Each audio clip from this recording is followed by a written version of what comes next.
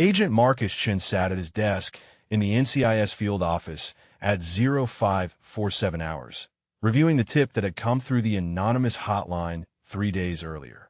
A woman claiming to be a Navy SEAL at O'Malley's Bar in Virginia Beach, wearing the trident, telling combat stories to impress civilians. The kind of stolen valor case that made his jaw tighten. He pulled up the witness statements on his monitor. Jake Morrison, the bartender, had been first to report it. She came in around 2,100 hours on March 15th, sat at the bar, wore a Navy jacket with the SEAL insignia prominent on the chest. When a group of young Marines asked about it, she didn't deflect. She told them about operations in Helmand Province, about 120 confirmed kills, about Tier 1 operations that sounded like they came straight from a movie script. Chun clicked to the next statement.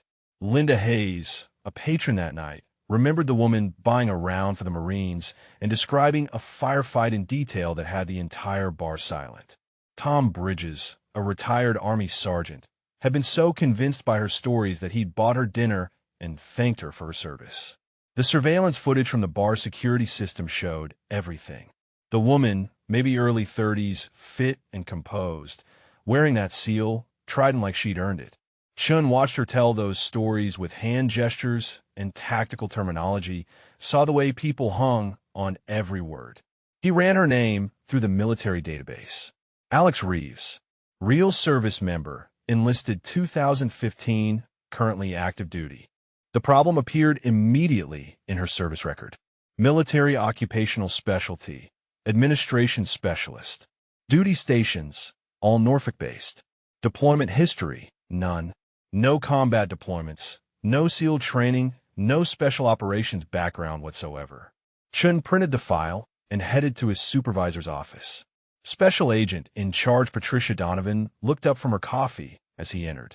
"I've got a solid stolen valor case," Chun said, sliding the folder across her desk. Woman impersonating a SEAL, multiple witnesses, video evidence, and her actual record shows she's been a desk clerk her entire career. Donovan scanned the documents, her expression hardening with each page. "These cases infuriate me," she said. "Real warriors die earning that trident, and some admin clerk wears it for free drinks and admiration." Chun nodded. "I want to move on this today." "She's local, lives in Norfolk. I've got her address." "Do it," Donovan said. "Bring her in for questioning. If the evidence holds, we'll file formal charges." Chun coordinated with Norfolk Police Department for backup, standard procedure for potentially volatile arrests. By 0630 hours, he stood outside a modest apartment complex in Norfolk with 2 patrol officers, warrant in hand. They knocked. The door opened within seconds. The woman from a surveillance footage stood there in civilian clothes, her expression calm and unsurprised. Her eyes moved across all 3 men with the kind of assessment Chun had seen in combat veterans, quick and thorough. "Alex Reeves," Chun said, displaying his credentials. "NCIS Special Agent Marcus Chun. We need you to come with us for questioning regarding allegations of stolen valor and impersonating a Navy SEAL." She didn't flinch, didn't argue, didn't ask what this was about. She simply nodded once and said, "I understand. Give me a moment to get my identification." She moved back into the apartment with controlled precision, returned 30 seconds later with her military ID and wallet. The patrol officers exchanged glances. Most people in this situation panicked, protested, demanded explanations. This woman acted like she'd expected them. During transport to the NCIS office, Chun watched her in the rearview mirror. She sat with perfect posture, hands relaxed in her lap, watching the passing scenery with detached interest. No nervous movements, no fidgeting, no fear response at all. At the field office, processing took an hour. Fingerprints, photographs, standard intake procedures. Reeves complied with every instruction efficiently, offering no resistance and no commentary. When Chun asked if she wanted to make a phone call, she declined. When he asked if she wanted an attorney present, she said that wouldn't be necessary. Chun had handled dozens of stolen valor cases over his 8 years with NCIS. They followed a pattern.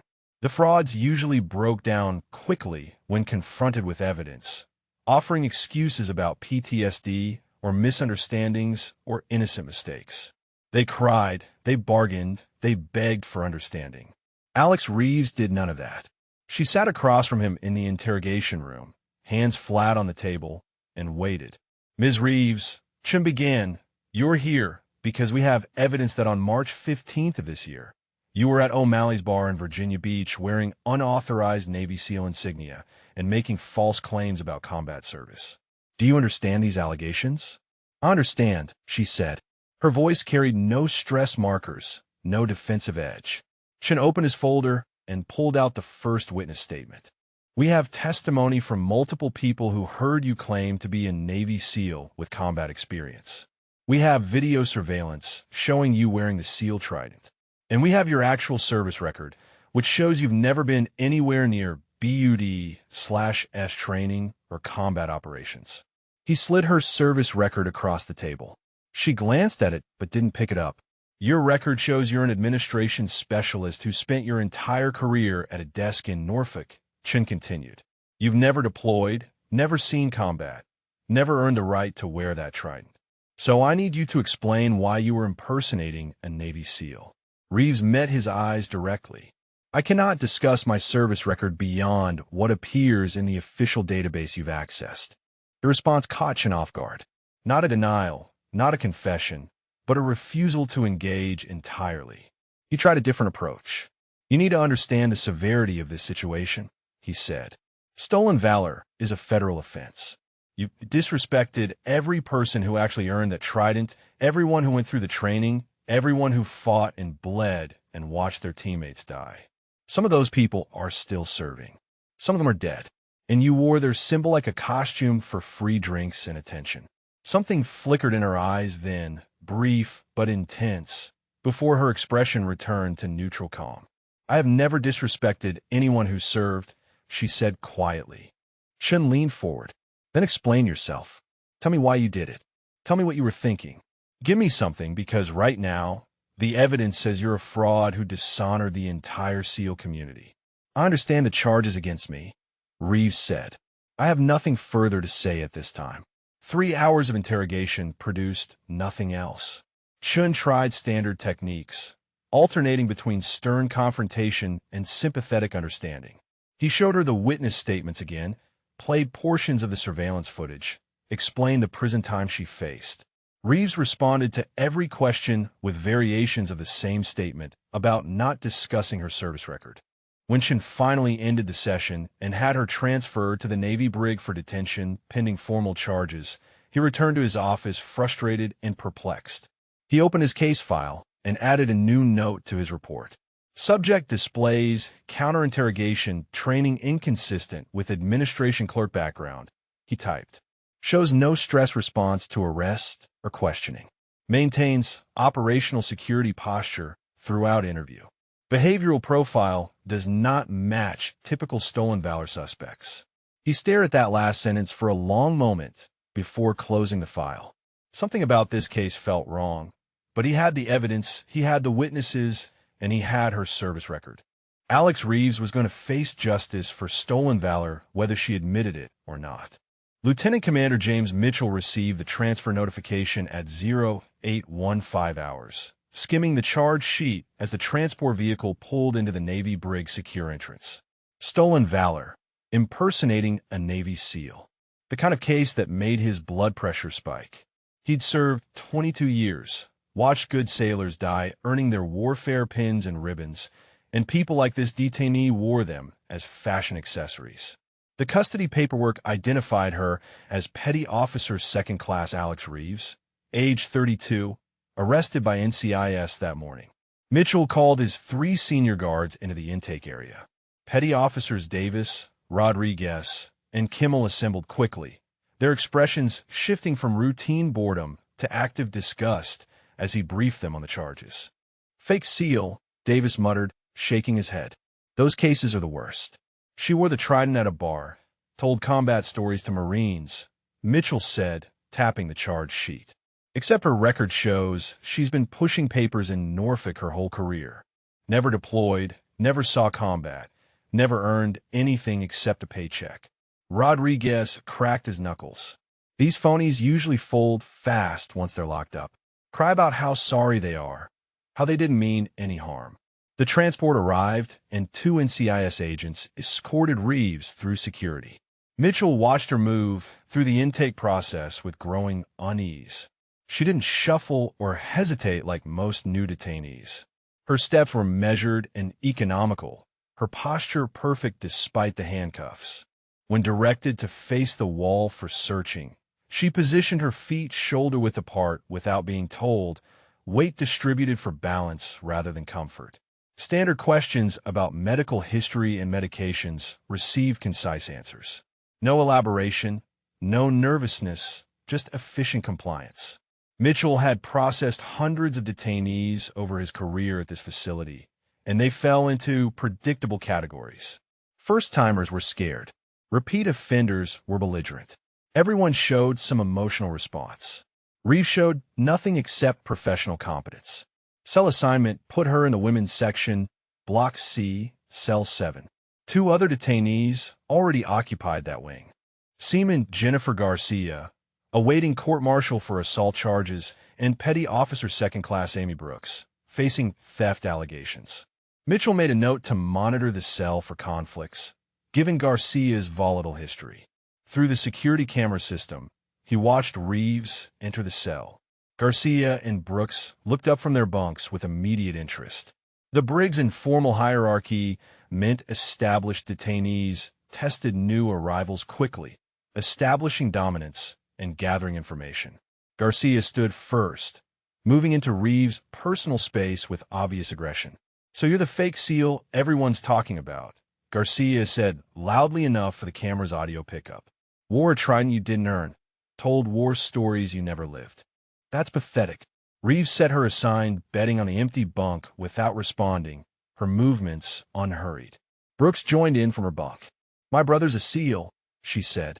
"He spent 6 months in Hell Week training, lost 2 friends in Afghanistan, and you just put on the pin like it's jewelry. I understand you're upset," Reeves said quietly, still arranging her bunk. "Upset," Garcia repeated, stepping closer. "You disrespected warriors, and you're in here acting calm like this is a hotel." Mitchell leaned toward the monitor, watching Reeves' body language. She wasn't retreating or showing submission, but she wasn't escalating either. Her weight shifted almost imperceptibly, adjusting her position relative to Garcia without making it obvious. The confrontation continued through lunch. Garcia made several more verbal attempts to provoke a response, each one more aggressive. Reeves answered direct questions with brief acknowledgments and otherwise remained silent, reading the facility handbook she'd been issued. By evening, Garcia's frustration reached its breaking point. Mitchell saw it developing on the monitor and reached for his radio, but Garcia moved faster than he anticipated. She grabbed Reeves' shoulder from behind and spun her around, clearly intending to shove her into the wall. What happened next took less than 3 seconds. Reeves turned with the force of Garcia's grip rather than against it, redirecting the momentum. Her hands came up not to strike, but to control, one catching Garcia's wrist while the other guided her elbow. Garcia found herself face first against the concrete wall with Reeves holding her there, using only positional leverage, no strikes thrown, no excessive force applied. Mitchell was already moving, keys out, calling for backup. By the time he reached the cell, Reeves had released Garcia and stepped back to her bunk, hands visible and non-threatening. Garcia stood against the wall, breathing hard, more shocked than injured. "What happened?" Mitchell demanded, entering the cell as Rodriguez and Kimmel arrived behind him. "Garcia tried to attack me," Reeves said calmly. "I controlled the situation without injuring her. She put me into the wall," Garcia protested, rubbing her shoulder. Mitchell looked between them, replaying what he'd seen on the monitor in his mind. Reeves could have hurt Garcia badly with that level of control. Instead, she'd used the minimum force necessary to end the confrontation. That kind of restraint required training and experience. "Garcia, you're moved to isolation for instigating violence," Mitchell said. "Brooks, you stay put. Reeves, you maintain distance from other detainees." "Understood?" "Yes, sir," Reeves said. After securing Garcia in isolation and filing the incident report, Mitchell returned to his office, and pulled up the security footage again. He watched the confrontation multiple times, analyzing Reeves' movements frame by frame. The technique she'd used wasn't something you learned in basic self-defense courses. The economy of motion, the precision of control, the complete absence of panic or anger in her response. It looked like something from advanced combatives training, the kind they taught to special operations personnel. He opened her service file on his computer, reading through it more carefully this time. Administration specialist. Never deployed.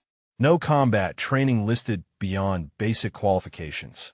No martial arts certifications. No security force duty. Nothing that explained what he'd just witnessed. Mitchell had spent 4 years as a master at arms before moving into brig operations. He'd trained in detention procedures, use of force protocols, and detainee management. He recognized the difference between someone who'd taken a few self-defense classes and someone who'd been trained to control violent situations professionally. Alex Reeves moved like the latter, yet her file showed none of that background. He added his observations to her detainee record. Subject displayed advanced defensive tactics during altercation, far exceeding expected skill level for stated MOS. Recommended continued monitoring for additional anomalies. The night shift arrived at 1800 hours, and Mitchell briefed them on the incident, emphasizing the need to watch Reeves carefully. Not because she posed a threat to facility security, but because something about her didn't match what her paperwork claimed.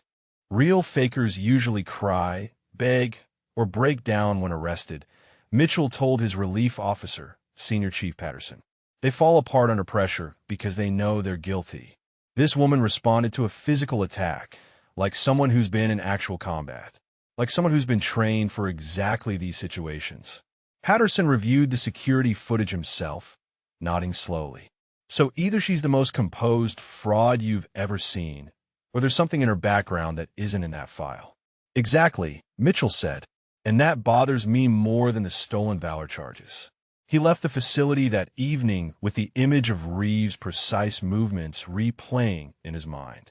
The way she'd assessed every person who entered her cell, the strategic positioning, the controlled response to violence, the complete absence of fear or stress markers throughout the entire day. Either NCIS had arrested the most professionally trained fraud in military history, or they'd arrested someone whose real background was nowhere in the database they'd accessed. Mitchell didn't know which possibility disturbed him more, but he knew one thing with certainty after today. Alex Reeves was not what her service record claimed she was. Commander Sarah Walsh received the case assignment at 1,400 hours, a routine notification from the Judge Advocate General's office that she'd been designated to prosecute a stolen valor case. She expected it to take maybe 2 hours of her afternoon. Review the evidence, prepare the charges, schedule the court-martial. Standard procedure for what appeared to be a straightforward fraud case. She opened the NCIS file on her computer at the JAG office in Norfolk, scanning Agent Chin's arrest report and witness statements. The evidence looked solid at first glance. Multiple witnesses placing Alex Reeves at O'Malley's bar on March 15th, wearing SEAL insignia, making specific claims about combat service. Surveillance footage confirmed everything. Walsh pulled up the witness statements individually, reading each one with the attention to detail that had made her one of the top prosecutors in the Navy JAG Corps. Jake Morrison, the bartender, remembered Reeves clearly. She described operations in Helmand Province he'd written in his statement, mentioned 120 confirmed kills, and talked about Tier 1 operations like she'd been there. That phrase caught Walsh's attention. Tier 1 operations. She highlighted it and moved to the next statement. Linda Hayes, a patron, had been impressed by the tactical terminology Reeves used. Tom Bridges, the retired Army sergeant, noted that she knew details about special operations that seemed too specific to be fabricated. Walsh opened a new window on her computer and pulled up Reeves' official service record. Administration Specialist, enlisted 2015, entire career spent at Norfolk Base Commands. No deployments, no combat training beyond basic qualifications, no special operations background. The record painted a picture of someone who'd spent 8 years behind a desk doing paperwork. But something nagged at Walsh's prosecutorial instincts. Why would an admin clerk know what Tier 1 operations were? That wasn't terminology civilians picked up from movies. Tier 1 referred to the most elite special operations units, information that was generally restricted. SEAL Team 6, Delta Force, specialized units that operated under intense classification. She made a note in her legal pad and continued reviewing the file. Chen's interrogation report described Reeves as unusually calm and trained in counterinterrogation techniques. The Brig incident report from Lieutenant Commander Mitchell documented advanced defensive skills inconsistent with her stated background. Walsh had prosecuted stolen valor cases before. The defendants usually broke down quickly, offering excuses or attempting to justify their actions. They certainly didn't demonstrate special operations level skills while in detention. The pattern didn't fit. She decided to request Reeves' complete personnel file through proper Navy channels, standard procedure before filing formal charges. Walsh pulled up the personnel database and entered Reeves' service number, expecting immediate access to her full record. The system returned an unexpected message. Access restricted. Additional clearance required. Walsh frowned at her screen. She held a secret security clearance, standard for JAG officers handling military justice cases. Personnel files for enlisted sailors shouldn't require anything higher than that. She tried accessing the file again, thinking it might be a system error. The same message appeared. Access restricted. Additional clearance required. She picked up her phone and called Navy Personnel Command, reaching the records office duty officer. "This is Commander Sarah Walsh, JAG Corps," she said. "I need to access the complete personnel file for Petty Officer 2nd Class Alex Reeves. Service number 3 Fort 18. I'm getting an access restriction message." The duty officer, Lieutenant Hayes, put her on hold for 3 minutes. When he returned, his tone had shifted from routine helpfulness to careful formality. "Ma'am, I can confirm that file exists, but I cannot provide access. It's flagged with special handling requirements." "What kind of special handling?" Walsh asked. "I'm prosecuting this sailor for stolen valor. I need her complete service record." "I understand, ma'am, but the file requires 06 level clearance minimum. That's captain or colonel level access only." Walsh felt her prosecutorial instincts sharpen to full alert. "For an admin clerk? That doesn't make sense. What's the classification level?" "Ma'am, I'm not authorized to discuss the classification. You'll need to submit a formal access request through your chain of command with justification for the elevated clearance." Walsh thanked him and ended the call, staring at her notes. An 8-year admin clerk whose personnel file required captain-level clearance to access. That wasn't standard procedure. That wasn't even close to normal. She walked down the hall to her supervisor's office. Captain Brendan Moss looked up from his paperwork as she entered. "Sir, I need to discuss the Reeves stolen valor case," Walsh said. "I'm encountering access restrictions on her personnel file that don't make sense." Moss listened as she explained the situation, his expression growing more concerned as she detailed the clearance requirements. "Let me try," he said, turning to his computer. "I'm an 06. If the file requires captain-level access, I should be able to pull it." He entered his credentials and Reeves' service number.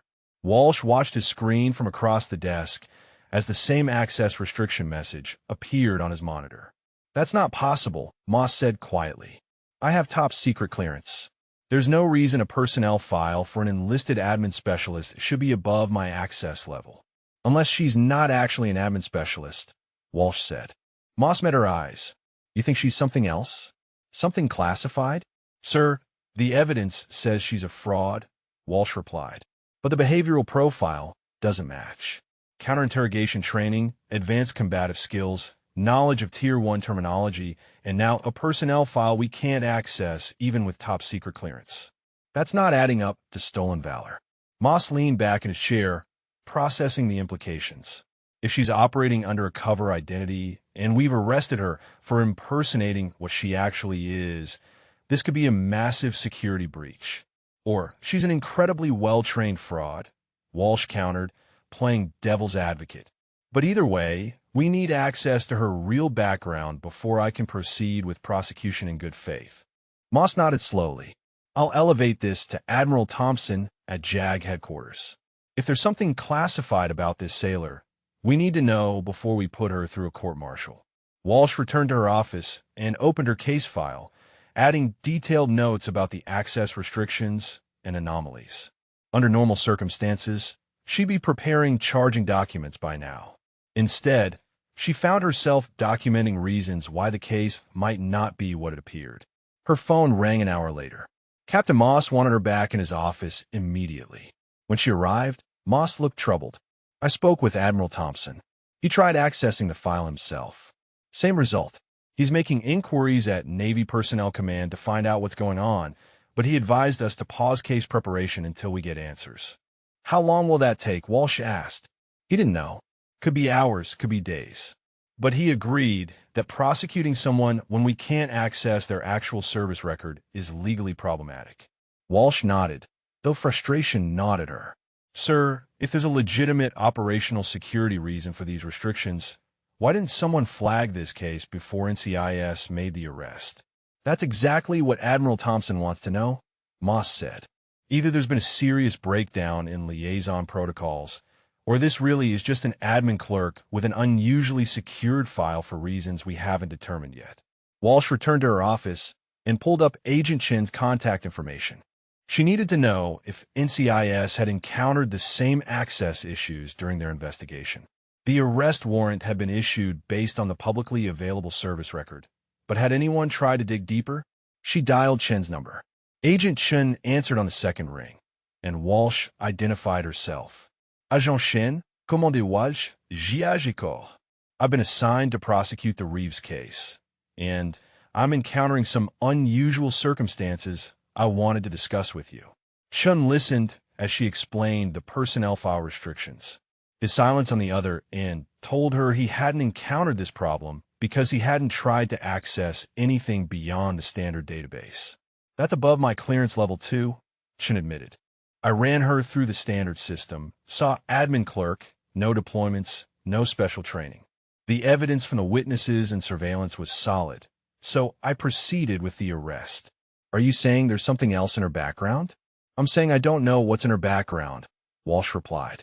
And that's the problem. We're prosecuting someone when we can't verify who she actually is. Chin was quiet for a moment. You think she might be legitimate? The SEAL claims might be real? I think we need to find out before we destroy someone's career and potentially compromise national security, Walsh said. Can you put a hold on any further investigation until we resolve the access issues? Already done, Chin said. My supervisor pulled me aside this afternoon with the same concerns. Something about this case doesn't smell right. After ending the call, Walsh sat at her desk reviewing her notes. Every instinct she developed over 12 years as a military attorney told her this case was more complicated than it appeared. The evidence against Reeves looked damning on the surface, but the layers underneath suggested something entirely different. She opened her legal pad and wrote a single question at the top of a fresh page. If Alex Reeves isn't who her service record says she is, then who is she really?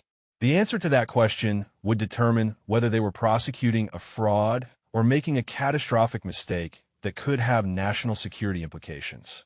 Walsh intended to find out which before another day passed.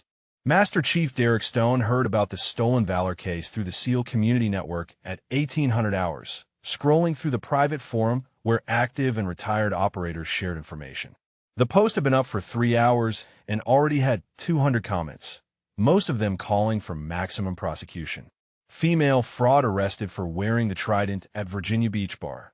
The original post read, told combat stories, claimed 120 kills, said she was Tier 1. NCIS has her in custody. Real record shows admin clerk, never deployed. Let's make sure she gets the full punishment. Stone sat in his office at the Naval Special Warfare Compound, reading through the comments with growing unease. The outrage was justified if the facts were accurate. Stolen valor cases infuriated the community, especially when someone falsely claimed membership in a brotherhood earned through extreme sacrifice. But something about the details bothered him. He clicked through to a linked news article that provided more information. The woman's name was Alex Reeves. Arrested that morning. Multiple witnesses confirmed her claims at the bar. Surveillance footage showed her wearing the SEAL insignia. Her service record showed 8 years as an administration specialist with no combat experience. Stone leaned back in his chair, decades of operational experience triggering warning signals in his mind. Real fakers didn't usually claim specific numbers like 120 kills. That was too precise, too easy to verify or disprove. Most frauds kept their claims vague, talking about classified missions they couldn't discuss or operations that conveniently had no records. Specific numbers invited scrutiny. He picked up his phone and called an old friend at NCIS, Agent Williams, someone he'd worked with on several investigations over the years. Williams answered on the third ring, recognizing Stone's number immediately. "Derek, what can I do for you?" Williams said. "The stolen valor case you guys made this morning," Stone said. "Alex Reeves. What can you tell me about it?" Williams sighed. "That one's getting interesting. We've got solid evidence, but the subject's behavior is completely wrong for a fraud case. Agent Chun did the arrest and interrogation. He's been doing this for years, and he says she's not acting like any faker he's ever seen." "What do you mean?" Stone asked. "She won't defend herself," Williams explained. "Won't cry, won't beg, won't try to explain or justify. Just sits there calm and collected, says she can't discuss her service record." Chin noted in his report that she shows counterinterrogation training, and the brig officer filed a report about her handling a physical confrontation with advanced combative skills. Stone felt his instincts sharpen further. "That's not typical fraud behavior." "No, it's not," Williams agreed. "And now JAG is running into problems accessing her personnel file. Requires clearances above what we normally deal with for an enlisted sailor. The whole case is starting to feel off." After ending the call, Stone sat quietly in his office, thinking through the possibilities. He'd been a SEAL for 26 years, the last 8 as a Master Chief at the command level. He'd seen dozens of stolen valor cases, and they followed predictable patterns. The frauds were usually obvious once you talked to them for 5 minutes. They got basic terminology wrong, couldn't answer detailed questions about training, and crumbled under any real scrutiny. But someone with counterinterrogation training and advanced combat skills who claimed specific operational details and then refused to defend herself when arrested, that pattern suggested something entirely different. Stone pulled up his secure email and sent a message to Senior Chief Tom Patterson at Naval Special Warfare Development Group, the unit commonly known as DevGru or SEAL Team 6. Patterson had access to personnel databases that Stone couldn't reach, information about operators working in classified programs. "Tom," Stone wrote, "need you to check on something for me. Quietly. Woman named Alex Reeves, service number 379-4218, arrested for stolen valor this morning. Official record shows admin clerk. Behavioral profile suggests otherwise. Can you verify if there's more to her background?"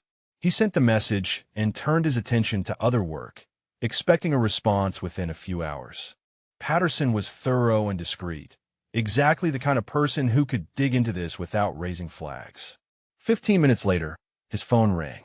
Patterson's name appeared on the caller ID. Stone answered immediately, surprised by the quick response. "Derek," Patterson said without preamble, "I need you to walk away from this one." Stone sat up straighter in his chair. "What do you know, Tom?" "I know that I put her name into the system, and I got a call within 3 minutes from people I don't question," Patterson said carefully.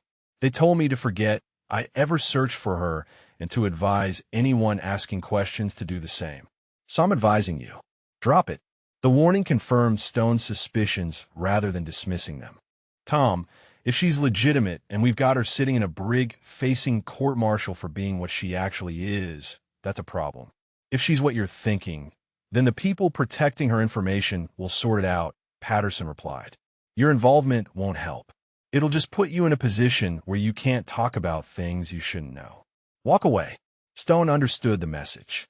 Patterson was telling him the woman was real, was classified, and was being handled by people operating at levels above their access.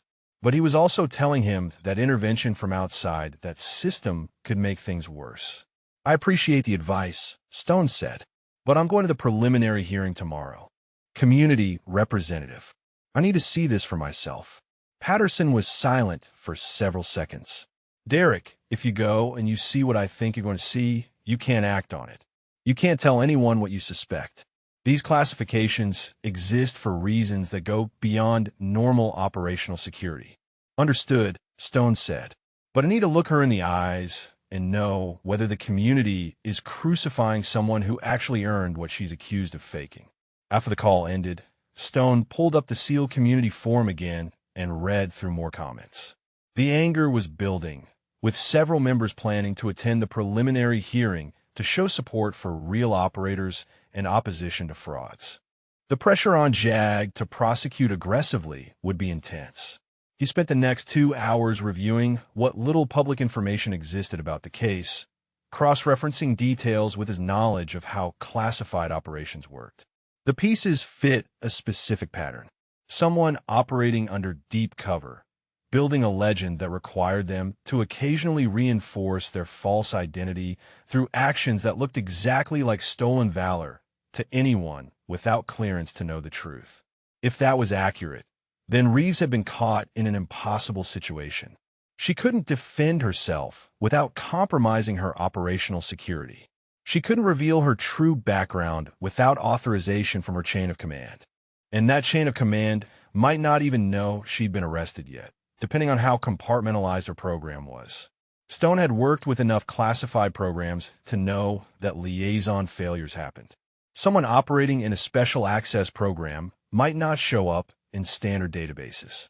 Local law enforcement and even NCIS might not have protocols in place to verify someone's background before making an arrest if that background existed in systems they couldn't access. The preliminary hearing was scheduled for 0900 hours the next morning. Stone decided to attend not just as a community representative, but as someone who might be the only person in that courtroom who recognized what was actually happening. He couldn't intervene directly, couldn't reveal what Patterson had told him, but he could observe and report through appropriate channels if his suspicions were confirmed. He opened a new email to Commander Ryan Blake, his immediate superior at the Naval Special Warfare Command. Sir, he wrote, planning to attend the Reeves Stolen Valor hearing tomorrow as community representative. Request permission to coordinate with NCIS and JAG if I observe anything that suggests case complexity beyond standard fraud investigation. Blake's response came back within 10 minutes. Permission granted. If there are operational security concerns, you're authorized to request immediate conference with appropriate authorities. Use discretion. Stone logged off his computer and prepared to leave for the evening. Tomorrow would either confirm that Alex Reeves was a fraud who deserved prosecution, or reveal that the Navy had accidentally arrested one of its own covert operators. Either way, he intended to ensure the truth came out before an innocent person's career and life were destroyed by a system that didn't know what it was really dealing with. The SEAL community's anger was justified if she was a fraud. But if she wasn't, then that same community needed to know they were targeting someone who'd earned everything she'd claimed and more.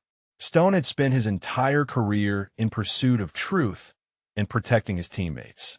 Tomorrow, he'd find out which side of this case the truth actually supported. The preliminary hearing convened at 0900 hours in a Navy Legal Center courtroom that had been designed to hold maybe 50 people, but now contained nearly twice that number. Master Chief Derek Stone arrived 30 minutes early and found the gallery already filling with SEAL community members, both active duty and retired. The atmosphere carried the electric tension of justified outrage, waiting for validation. Stone took a seat in the third row, where he could observe both the defendant and the prosecutors clearly. Around him, quiet conversations buzzed with anger. A fraud who wore their trident. Someone who dishonored the Brotherhood. The consensus was unanimous and harsh. Commander Sarah Walsh entered through the side door at 0845, carrying a thick case file and looking less confident than prosecutors usually did at these proceedings. Stone noticed her glancing around the packed courtroom with what appeared to be concern rather than anticipation. Agent Chin followed her in, taking a seat at the prosecution table. At 0855, two Navy security personnel escorted Alex Reeves into the courtroom through the secure entrance. Stone watched her carefully, applying 26 years of experience in reading people under pressure. She wore the standard Navy service uniform without any warfare pins or ribbons, her movements precise and controlled as she took her seat at the defense table. The courtroom conversations died immediately. Every SEAL in the gallery focused on her with laser intensity. Stone saw several men lean forward, studying the woman who'd allegedly stolen their identity. He studied her too, but looking for different things than they were. Her posture was perfect without being rigid. Her hands rested calmly on the table. Her eyes moved across the courtroom in a deliberate pattern, tracking exits, security positions, and potential threats with the automatic assessment of someone trained in threat detection. When her gaze passed over the gallery full of hostile SEALs, she showed no fear response, no intimidation, just acknowledgement and continuation of her scan. Stone had seen that pattern before, in operators fresh from deployment who couldn't turn off their combat awareness even in safe environments. It wasn't something you could fake. It was behavioral conditioning that came from months or years of living in hostile territory, where failure to maintain situational awareness meant death. Captain Brendan Moss entered as presiding officer, and the bailiff called the courtroom to order. Everyone stood, then settled back into seats as Moss reviewed the preliminary materials. This hearing will determine whether sufficient evidence exists to proceed with court-martial for Petty Officer Second Class Alex Reeves, Moss announced.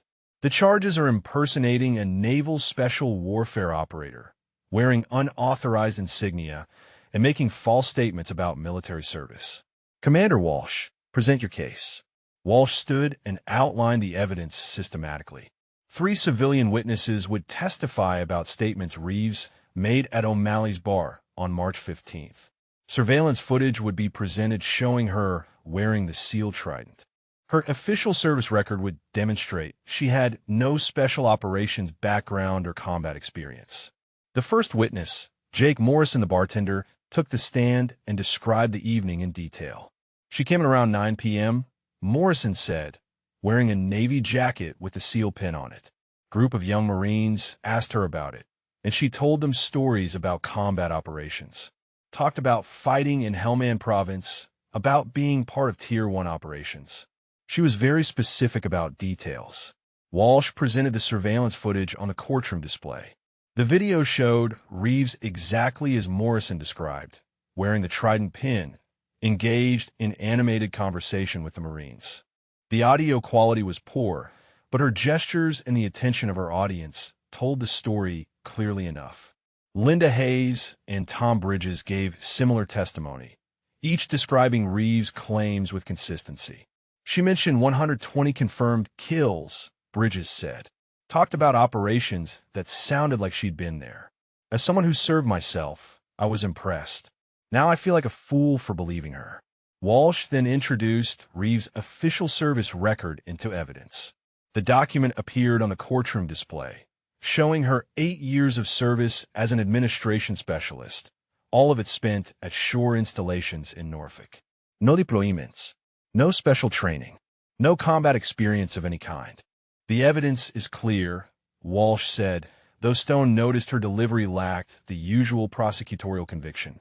The defendant wore insignia she did not earn, made claims about service she did not perform, and deceived civilians into believing she was a decorated combat veteran.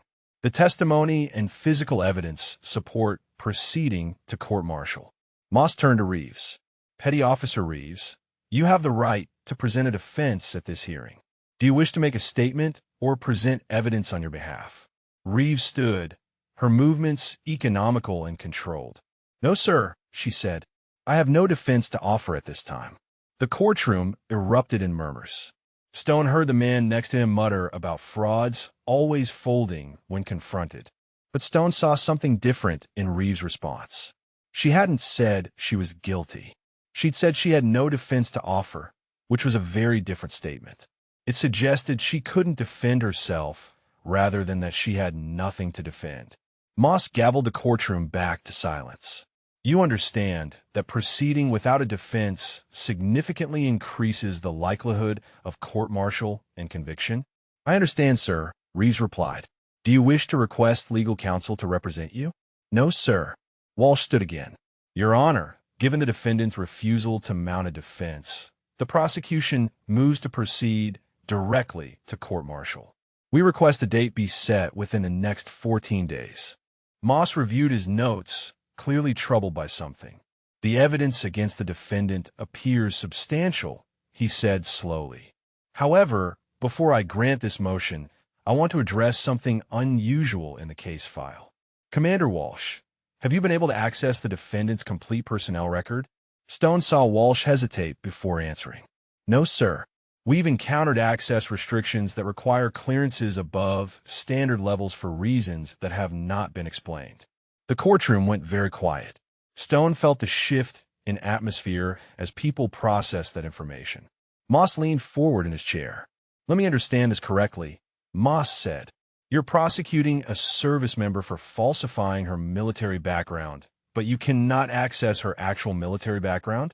That's correct, sir, Walsh said. We've elevated the access request through multiple channels, including to Navy Personnel Command and to Admiral Thompson at JAG headquarters. All requests have been denied or delayed due to classification restrictions we don't fully understand. Stone watched Reeves carefully during this exchange. She sat motionless, showing no reaction to the revelation that prosecutors couldn't access her records. That lack of surprise suggested she knew exactly why those records were restricted and had known throughout the entire process. Moss turned to Reeves. Petty Officer, do you know why your personnel file has unusual access restrictions? I cannot discuss my service record beyond what appears in the official database, Reeves said, using the exact phrasing she'd apparently used throughout the investigation. Cannot or will not? Moss asked. Cannot, sir. The distinction clearly registered with Moss. He made several notes before addressing the courtroom again. This court is in a difficult position. The evidence presented suggests stolen valor. However, prosecuting someone when we cannot verify their complete service history raises serious legal and ethical concerns. Stone saw his moment and made a decision. He stood from the gallery. Your Honor, may I address the court? Moss looked up, recognizing Stone's rank and position immediately. Master Chief Stone, you're here as a community representative? Yes, sir, Stone said. With respect to the proceedings, I'd like to request that this case be reviewed by appropriate security officials before court-martial proceeds.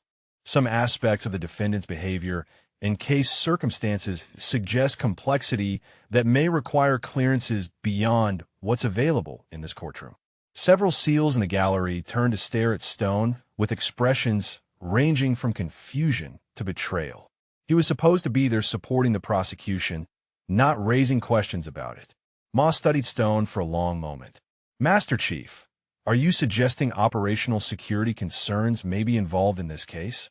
Sir, I'm suggesting that before we proceed with destroying this sailor's career and reputation, we should be absolutely certain we understand who she actually is, Stone replied carefully.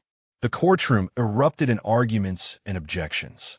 Moss gavelled for order repeatedly before the noise subsided. Commander Walsh, do you have any objection to a security review before proceeding?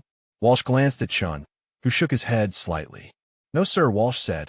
Given the access restrictions and behavioral anomalies we've documented, the prosecution supports ensuring all relevant information is available before court-martial. Moss made his decision. This hearing is continued pending security review of the defendant's complete background. She will remain in custody, but court-martial proceedings are suspended until appropriate authorities can verify or clarify her service record. This court is adjourned. As the courtroom cleared, Stone felt hostile stares from the SEAL community members who'd expected swift justice. But he also saw Walsh approach the bench to thank Moss, and Chun nodding in agreement. They'd all seen the same inconsistencies, the same warning signs that something about this case wasn't what it appeared to be. Stone waited in his seat as the gallery emptied, watching as security escorted Reeves back to detention. Just before she left the courtroom, she glanced back at him for the briefest moment. Their eyes met, and Stone saw acknowledgement there. She knew he'd recognized something others had missed. Tomorrow would bring answers, one way or another. Either she was the most professionally trained fraud in history, or they'd all just witnessed a covert operator maintaining her operational security even at the cost of her own freedom. Stone suspected he already knew which one was true. Commander Sarah Walsh returned to her JAG office at 1,100 hours after the suspended hearing, knowing she had approximately 6 hours before someone higher up the chain of command would demand explanations. Captain Moss had bought them time with his continuance, but time meant nothing if they couldn't break through the classification barriers blocking access to Reeves' real background. She sat at her desk and pulled up the contact information for Navy Personnel Command again, this time requesting to speak with the Director of Personnel Records, Captain Maria Rodriguez. The request went through 3 different assistants before Rodriguez finally took the call at 1,130 hours. "Captain, this is Commander Walsh at JAG Norfolk," she said. "I'm the prosecutor on the Reeves stolen valor case, and I need to understand why a petty officer's personnel file requires clearances that my commanding officer and a Navy admiral cannot access." Rodriguez's response came after a careful pause. "Commander, I've been briefed on your case. I understand your frustration, but some service records exist in compartmented systems for operational security reasons. I cannot discuss those reasons or provide access without proper authorization. Ma'am, we just suspended a court-martial because we cannot verify the background of the person we're prosecuting," Walsh said, keeping her tone professional but firm. "If there are legitimate security reasons for the restrictions, then someone needs to inform the court before we proceed with destroying the sailor's career based on incomplete information." "I understand your position," Rodriguez replied. "What I can tell you is that your access request has been forwarded to Joint Special Operations Command for review. They will make the determination about what information can be released and to whom." Walsh felt her frustration building. "How long will that take?" "I don't have that information," Rodriguez said. "JSOC operates on their own timeline. It could be hours or days." "Captain, if Alex Reeves is actually a covert operator and we've arrested her for being what she really is, every hour she spends in that brig is a failure of our system," Walsh said bluntly. "And if she's a fraud who somehow managed to get her file classified, then we need to know that too, so we can proceed with prosecution. Either way, the limbo we're in right now serves no one." Rodriguez's tone softened slightly.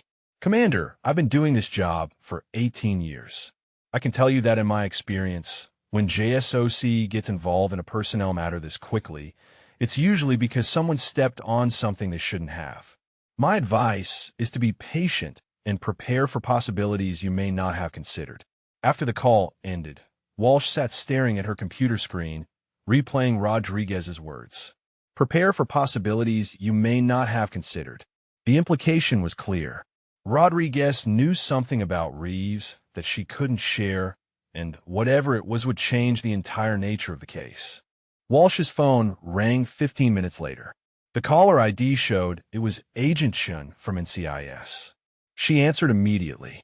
"Commander," Chun said, without preamble, "I just got pulled in my supervisor's office. JSOC contacted NCIS headquarters. They're sending someone to Norfolk to review the case. My supervisor told me to make all case files available and then step back." "Were they arriving?" Walsh asked. "They didn't say. Just that we should expect contact within the next few hours and that we're to provide full cooperation." Walsh thanked him and ended the call, then walked down the hall to Captain Moss's office.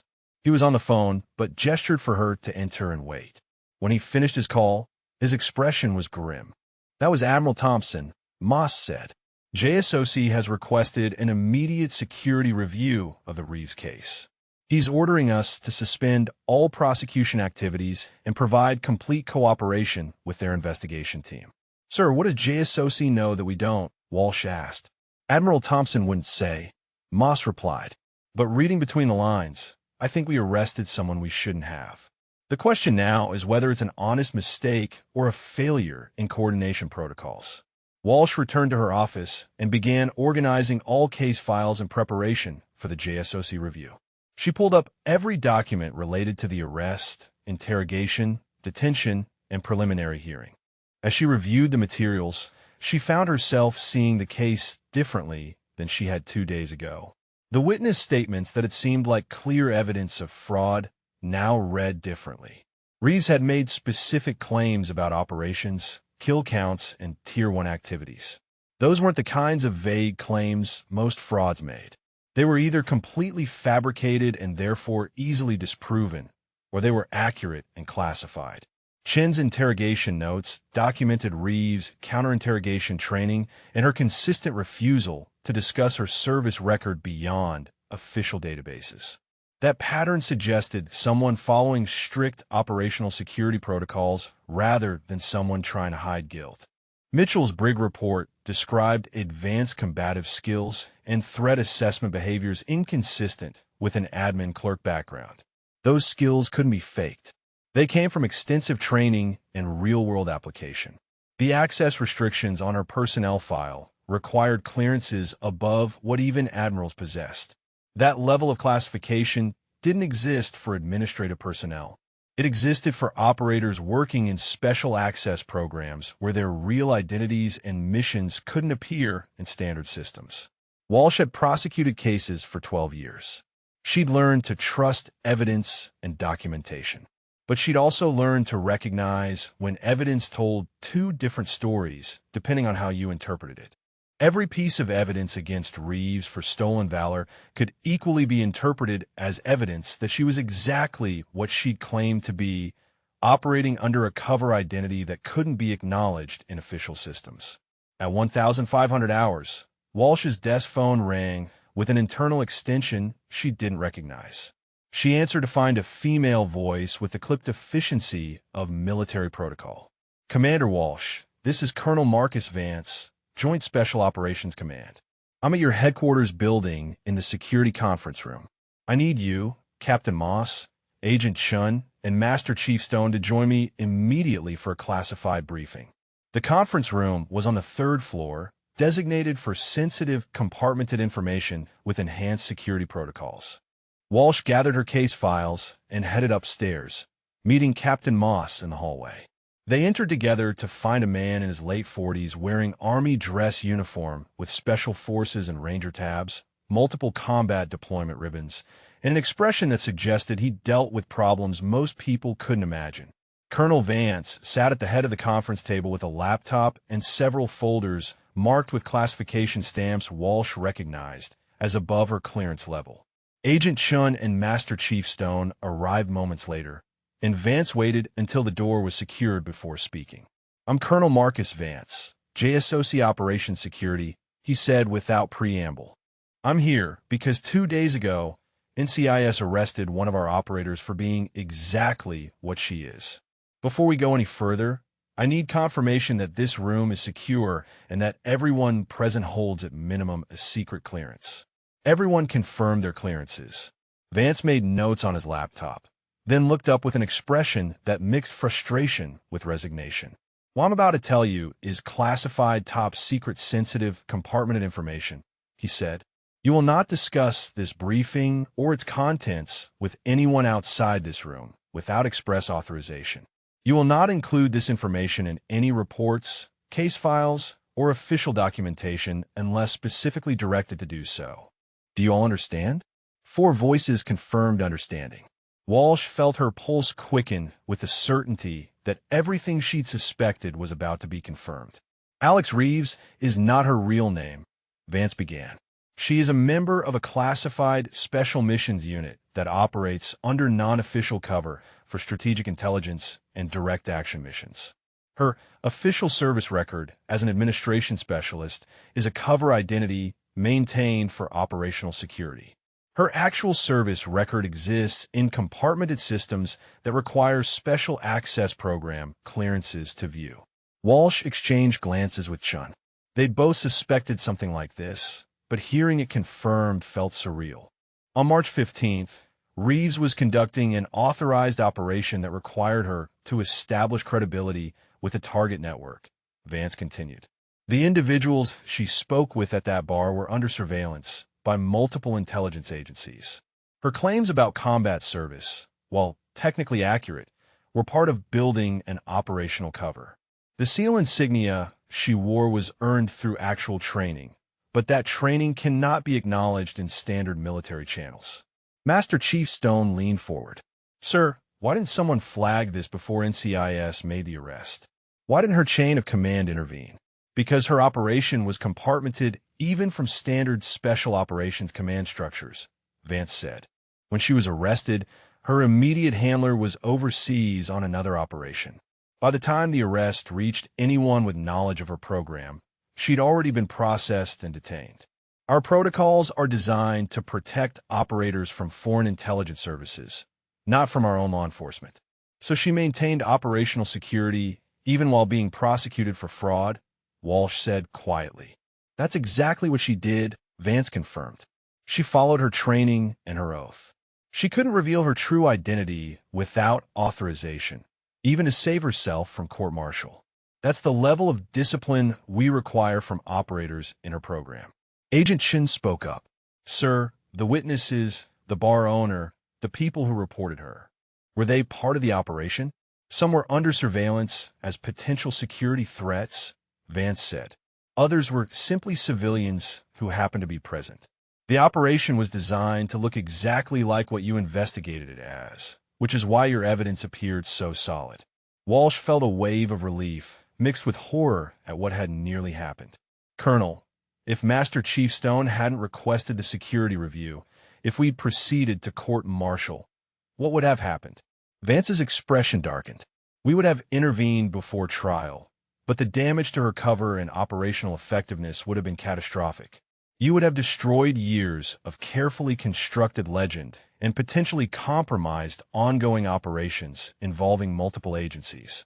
The fact that we're having this conversation now instead of next week means we can still contain most of the damage. The room fell silent as everyone processed the implications. They'd come within days of destroying the career and potentially endangering the life of someone who'd been doing exactly what her country had asked her to do. What happens now? Captain Moss asked. Now we clean this up, Vance said.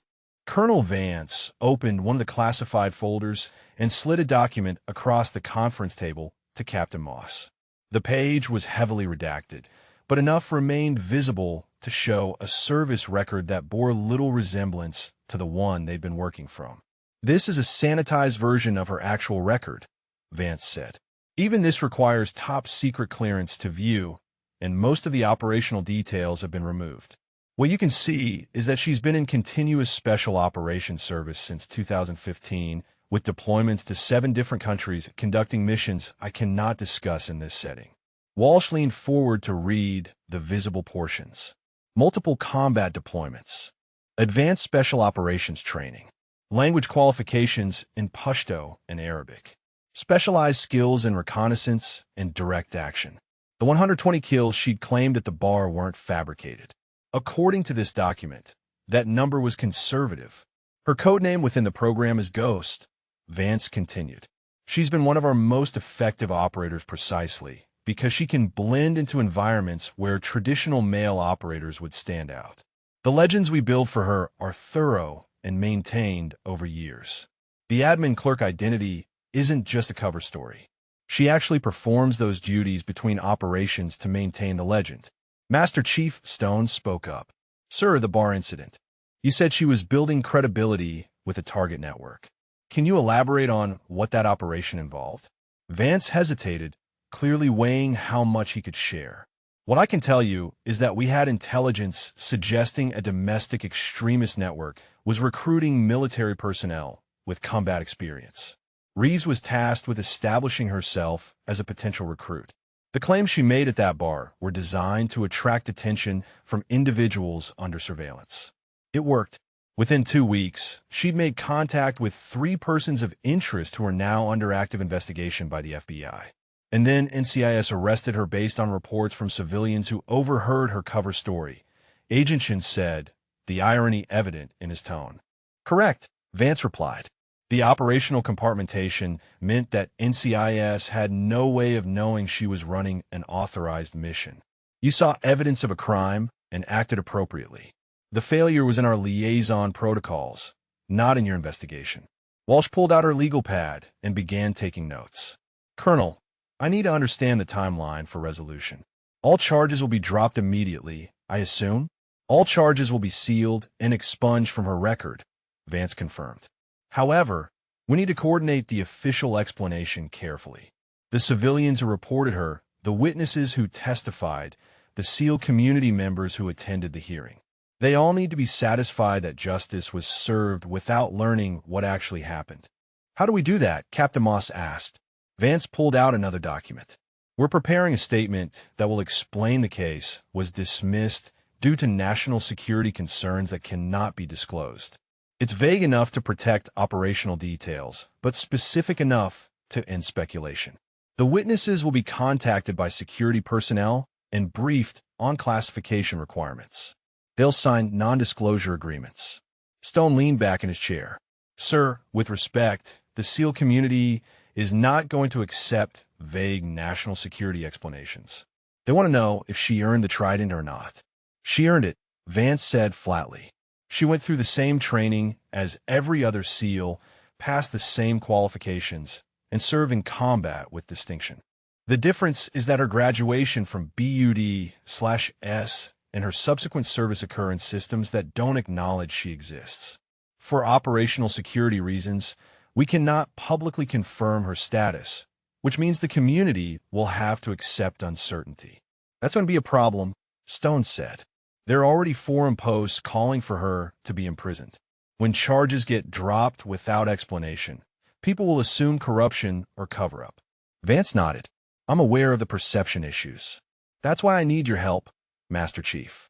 You have credibility in the community. When people ask you about this case, I need you to tell them that you personally reviewed classified information that satisfied you the case was resolved appropriately and that operational security prevents further discussion. Can you do that? Stone considered for a long moment. Sir, I can do that honestly because it's true. But you need to understand that some people won't accept it. They'll think I've been compromised or that I'm part of cover-up.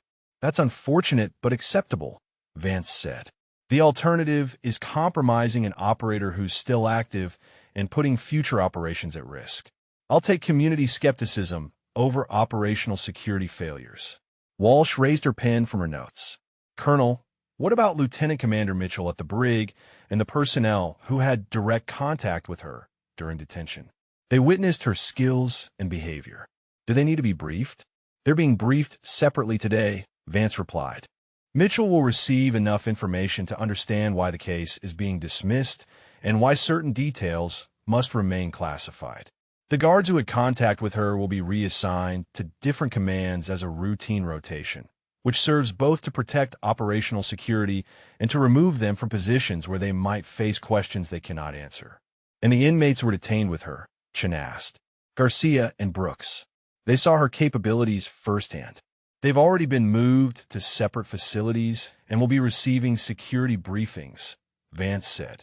Garcia's assault on Reeves actually helped us because it demonstrated capabilities we can now attribute to classified training.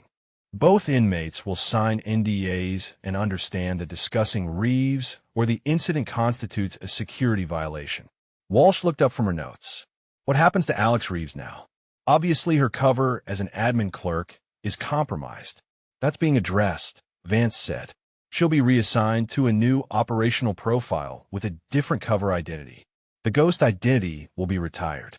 She's done exceptional work over 8 years, but this incident ends her effectiveness in her current role.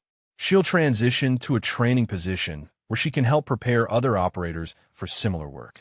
So her career continues, just in a different capacity, Moss said. Correct, Vance confirmed.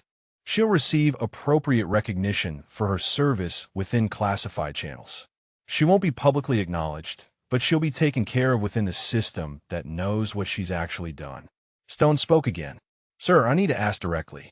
How many other operators are out there with similar cover identities that could result in the same kind of arrest if circumstances align wrong? Vance's expression suggested he'd been waiting for that question. Enough that we're implementing new protocols as a result of this incident. We're establishing a liaison system between JSOC and federal law enforcement agencies to flag operators with deep cover identities. It won't prevent all potential issues, but it should catch most situations before they reach the arrest stage. The briefing continued for another hour as Vance walked them through the timeline for case dismissal, the official statements that would be released, and the security protocols everyone in the room would need to follow. Walsh took detailed notes, knowing she'd need to draft dismissal documents that satisfied legal requirements without revealing classified information. By 1700 hours, Vance had covered every aspect of the resolution process. He closed his laptop and looked around the table at the 4 people who'd inadvertently stumbled into one of the military's most sensitive programs. "I want to be clear about something," Vance said. "Everyone in this room acted appropriately given the information available to you." Agent Shin conducted a solid investigation. Commander Walsh pursued legitimate legal concerns. Master Chief Stone recognized warning signs and requested proper review. Lieutenant Commander Mitchell documented concerning behaviors. "You all did your jobs correctly. The failure was systemic, not individual." Walsh appreciated the acknowledgement, but couldn't shake her frustration. "Sir, with respect, we came very close to destroying someone who's been serving with distinction in some of the most dangerous assignments imaginable. System failures at this level are unacceptable." "I agree completely," Vance said. "That's why JSOC is implementing reforms. But I also need you to understand that the nature of special operations sometimes requires compartmentation that creates these risks. Operators like Reeves accept that when they volunteer for these programs. She knew when she refused to defend herself that she might face court-martial rather than compromise security. She was prepared to take that consequence if necessary." The room fell silent as they absorbed the reality of what that meant. Alex Reeves had been willing to accept prison time and destruction of her career rather than reveal information she'd sworn to protect. That level of dedication was humbling. "One final thing," Vance said, standing to indicate the briefing was concluding. "Reeves will be released from custody this evening and transferred to a secure facility for operational debriefing. None of you will have contact with her again. If you see her at some point in the future in a different context, you will not acknowledge that you know her. She'll be operating under a new identity, and your recognition could compromise her safety. Is that understood?" Everyone confirmed understanding. Vance gathered his materials and left the conference room, leaving the 4 of them sitting in silence, processing everything they'd learned. Walsh looked at Captain Moss. "Sir, I need to draft the dismissal documents tonight. They need to be filed first thing tomorrow morning." "Do it," Moss said. And Walsh, "Make sure the language protects her as much as legally possible. She earned that much from us." After Moss and Stone left, Walsh and Chun remained in the conference room. They'd worked the case together from the beginning, and now they were learning just how wrong their initial conclusions had been. "We were both right and wrong," Chun said quietly. "Right about the evidence, wrong about what it meant." Walsh nodded. "I keep thinking about her sitting in that interrogation room, watching you present evidence of what she'd actually done, and not being able to say anything in her own defense. That takes a strength I'm not sure I could manage." "The SEAL community calls her Ghost," Chin said. "Now I understand why. She's someone who exists in the shadows, doing work that can never be acknowledged, accepting consequences that would break most people. That's a special kind of warrior." Walsh gathered her notes and stood to leave. Tomorrow she would file paperwork that would officially make this case disappear from public record. But she knew she would never forget Alex Reeves, the woman who'd been willing to sacrifice everything rather than betray the oath she'd sworn to protect her country's secrets. Lieutenant Commander James Mitchell received the notification at 1800 hours that evening. A secure briefing was scheduled for 1900 hours in the Briggs classified conference room regarding detainee Alex Reeves. The message came directly from JSOC with instructions to attend alone and discuss the meeting with no one. Mitchell had been running detention facilities for 6 years, and he'd never received orders quite like these. He arrived at the conference room 15 minutes early to find 2 men already waiting. One wore Army dress uniform with Special Forces insignia. The other was in civilian clothes, but carried himself with military bearing that suggested senior intelligence community. The Army officer introduced himself as Colonel Vance from JSOC. The civilian identified himself only as Mr. Garrett from an agency he didn't name. They waited until Mitchell secured the door before beginning. "Lieutenant Commander, what I'm about to tell you is classified at the highest levels," Vance said. "You've been detaining an operator from a special access program under false charges. The stolen valor case against Alex Reeves is being dismissed immediately due to national security concerns." Mitchell felt his stomach drop. "Sir, are you telling me she's actually a SEAL?" "I'm telling you that her background cannot be discussed in detail, but that all charges against her are being dropped and expunged from official records," Vance replied. "You witnessed her capabilities during the detention. You documented skills inconsistent with her stated background. Those observations were accurate and helpful in resolving the situation quickly." "The self-fight with Garcia," Mitchell said. "She moved like someone with advanced combatives training because she has advanced combatives training." "Correct," Vance confirmed. "What you witnessed was an operator maintaining control without compromising her operational security. Even in detention facing serious charges, she followed protocols that prevented her from revealing information she's sworn to protect." Mr. Garrett spoke for the first time. "Lieutenant Commander, we need your cooperation in managing the aftermath. You'll be filing an amended report on the detention that attributes the case dismissal to classified national security concerns. The guards who had direct contact with Reeves are being reassigned to different commands as routine rotations. The inmates who shared her cell have been moved and will receive security briefings." "What do I tell my staff when they ask questions?" Mitchell asked. "You tell them the case involved classified matters beyond your clearance level and that all questions should be directed through official channels," Garrett said. "You do not speculate about her background. You do not discuss her capabilities. You treat this like any other detainee who was released after charges were dropped." Vance pulled out a document and slid it across the table. "This is a non-disclosure agreement specific to this case. You're required to sign it before Reeves is released from custody tonight. The agreement prohibits you from discussing her detention, her capabilities, or any aspects of this briefing with anyone who doesn't have appropriate clearances and need to know." Mitchell read through the document carefully. It was thorough and binding, with severe penalties for violations. He understood the necessity, but felt uncomfortable with the restrictions. "Sir, my concern is that people who worked this case will feel like they're being silenced about a cover-up." "That's unfortunate but unavoidable," Vance said. "The alternative is compromising ongoing operations and potentially endangering other personnel. We're trusting you to understand that some things are more important than transparency." Mitchell signed the agreement and slid it back across the table. "What happens to her now?" "She'll be transferred to a secure facility within the hour," Garrett said. "You'll never see her again under this identity. If you encounter her in a different context at some future point, you will not recognize her or acknowledge any prior contact." "Is that clear?" "Crystal clear," Mitchell replied. "One more thing," Vance added. "The professional observations you made during her detention were valuable. You recognized inconsistencies that helped us identify and resolve this situation before it escalated further. That kind of attention to detail is exactly what we need from facility commanders." After Vance and Garrett left, Mitchell sat alone in the conference room processing the briefing. He'd spent 2 days watching Alex Reeves, documenting her unusual behaviors, questioning why someone with her capabilities and training had a service record that showed only administrative duties. Now he understood she'd been exactly what she appeared to be in the cell, a highly trained operator, while her paperwork reflected a carefully constructed legend that couldn't show her real background.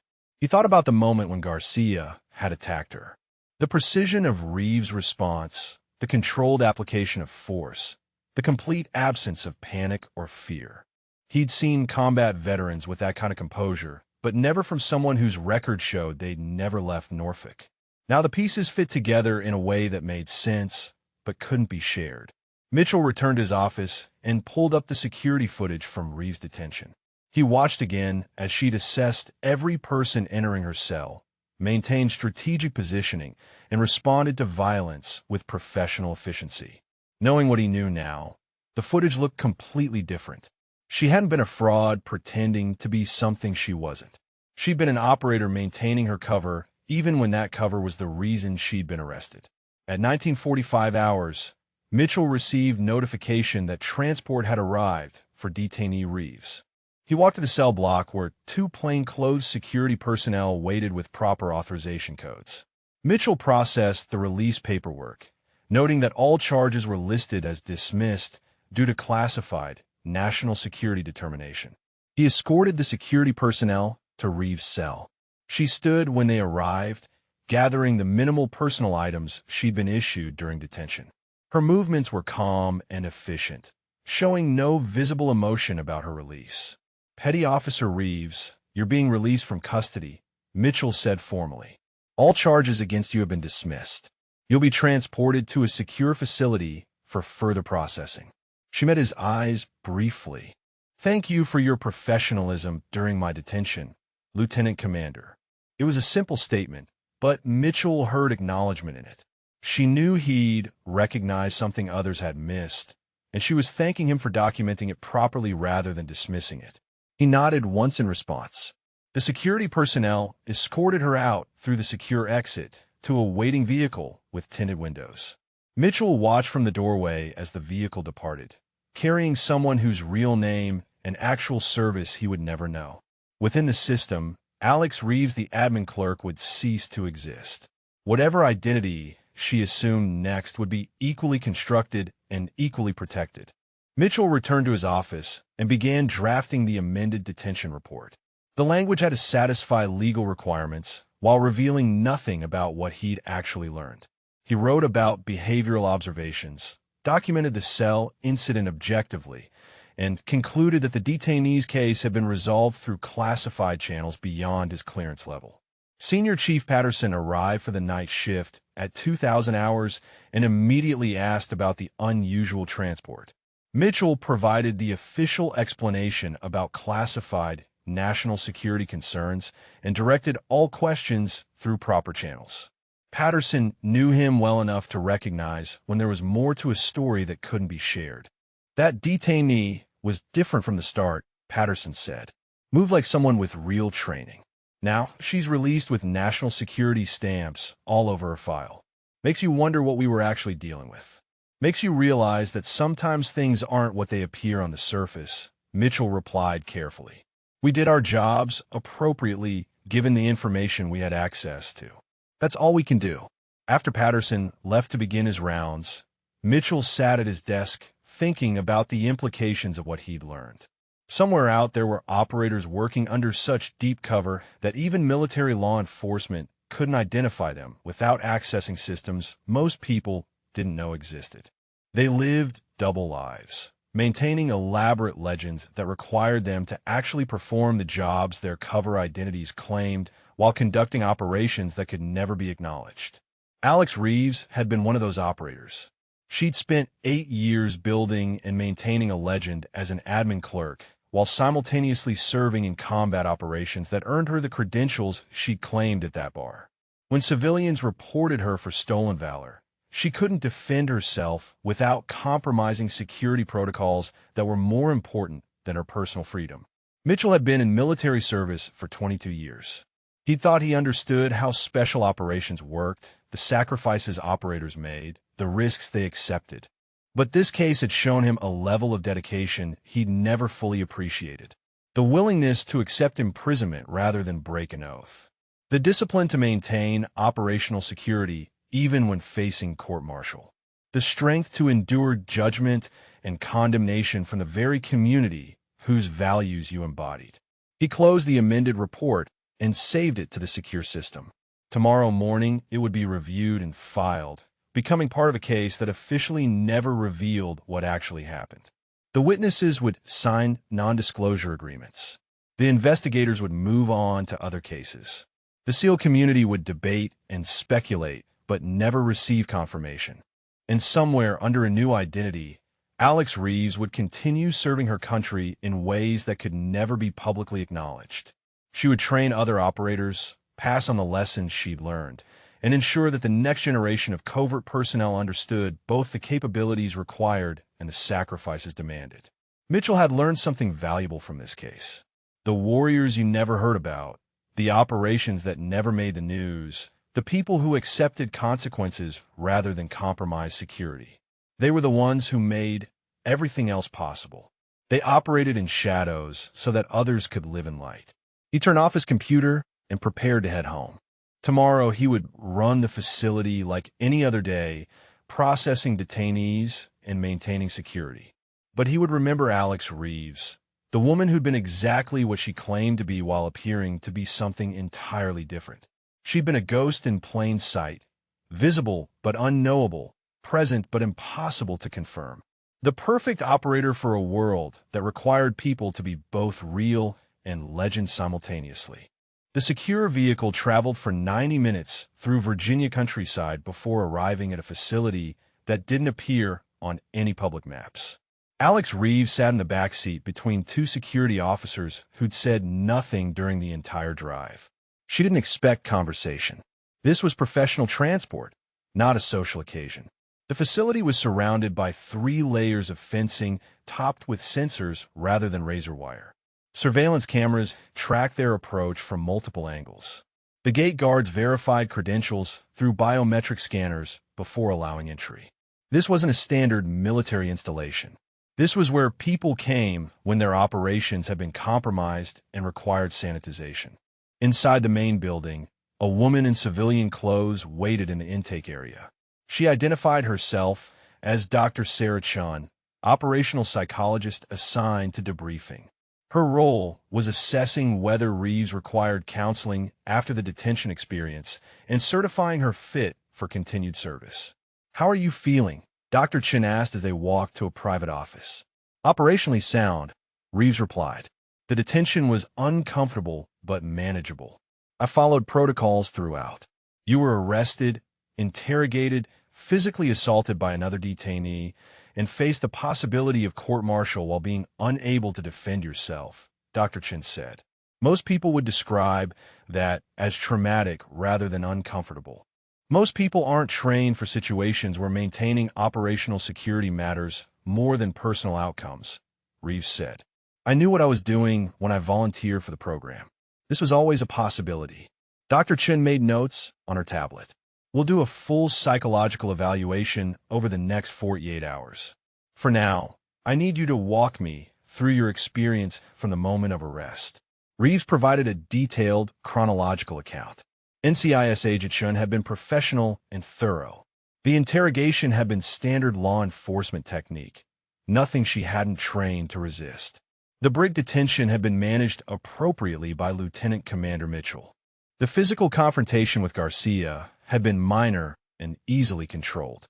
"You sound like you're filing an after-action report rather than discussing a personal experience," Dr. Chun observed. "It was an operational event," Reeves said. "Personal feelings are secondary to mission assessment." Dr. Chun leaned back at her chair, studying her. "Alex, you maintained operational security so completely that you were willing to accept court-martial rather than break cover. That level of discipline is commendable, but it also concerns me. There needs to be space for you to be human, not just an operator." "The mission required the cover," Reeves replied. "Breaking cover would have compromised an investigation that took 6 months to develop. 3 members of a domestic extremist network are now under federal surveillance because I maintained that legend. That matters more than my comfort." "And if the court-martial had proceeded," Dr. Chun asked, "if Master Chief Stone hadn't recognized the warning signs and Colonel Vance hadn't intervened in time, would you have maintained silence, even through conviction?" Reeves met her eyes directly. "Yes. The oath I took when I entered this program is binding regardless of personal consequences. If revealing the truth compromises operational security or endangers other personnel, then the truth stays classified. That's not negotiable." Dr. Chun made more notes. "We're going to spend considerable time unpacking that mindset over the next few days. For now, I'm clearing you for the command briefing. Colonel Vance wants to discuss your reassignment." The command briefing took place in a secure conference room 30 minutes later. Colonel Vance sat at the head of the table with 2 other officers Reeves recognized. Commander James Harding from Naval Special Warfare Command had been her handler for the past 3 years. Lieutenant Colonel Susan Martinez from JSOC Operations Planning had designed several of her previous missions. "Welcome back, Ghost," Harding said as Reeves entered. "Though I suppose we need to retire that call sign now, along with the Alex Reeves legend." "Sir," Reeves said, taking a seat. "I understand my cover is compromised." "Completely burned," Vance confirmed. "Your face is associated with stolen valor allegations. SEAL community forums are filled with your photo, and dozens of people can now identify you on site. The Alex Reeves admin clerk identity is dead.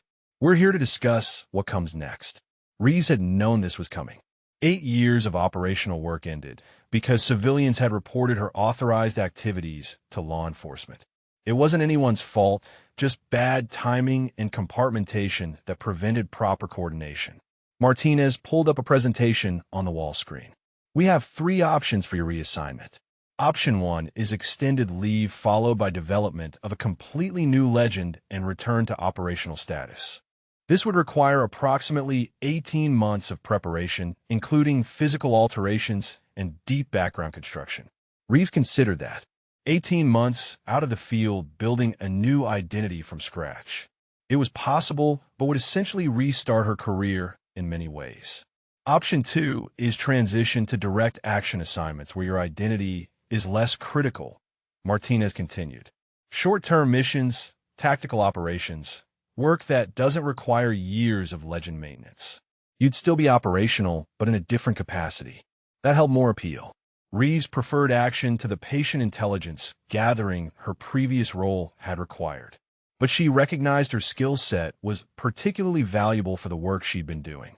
Option 3 is training assignment, Vance said. You've spent 8 years in one of our most demanding programs. You've maintained legends under pressure, operated in hostile environments, and now you've demonstrated the discipline to maintain security even under arrest. That experience is invaluable for preparing the next generation of operators. We'd like you to join the instructor cadre at the Special Missions Training Facility. Reeves absorbed that possibility. Training meant no more operational deployments, no more missions. It meant sharing what she'd learned rather than continuing to apply it in the field. Part of her resisted the idea.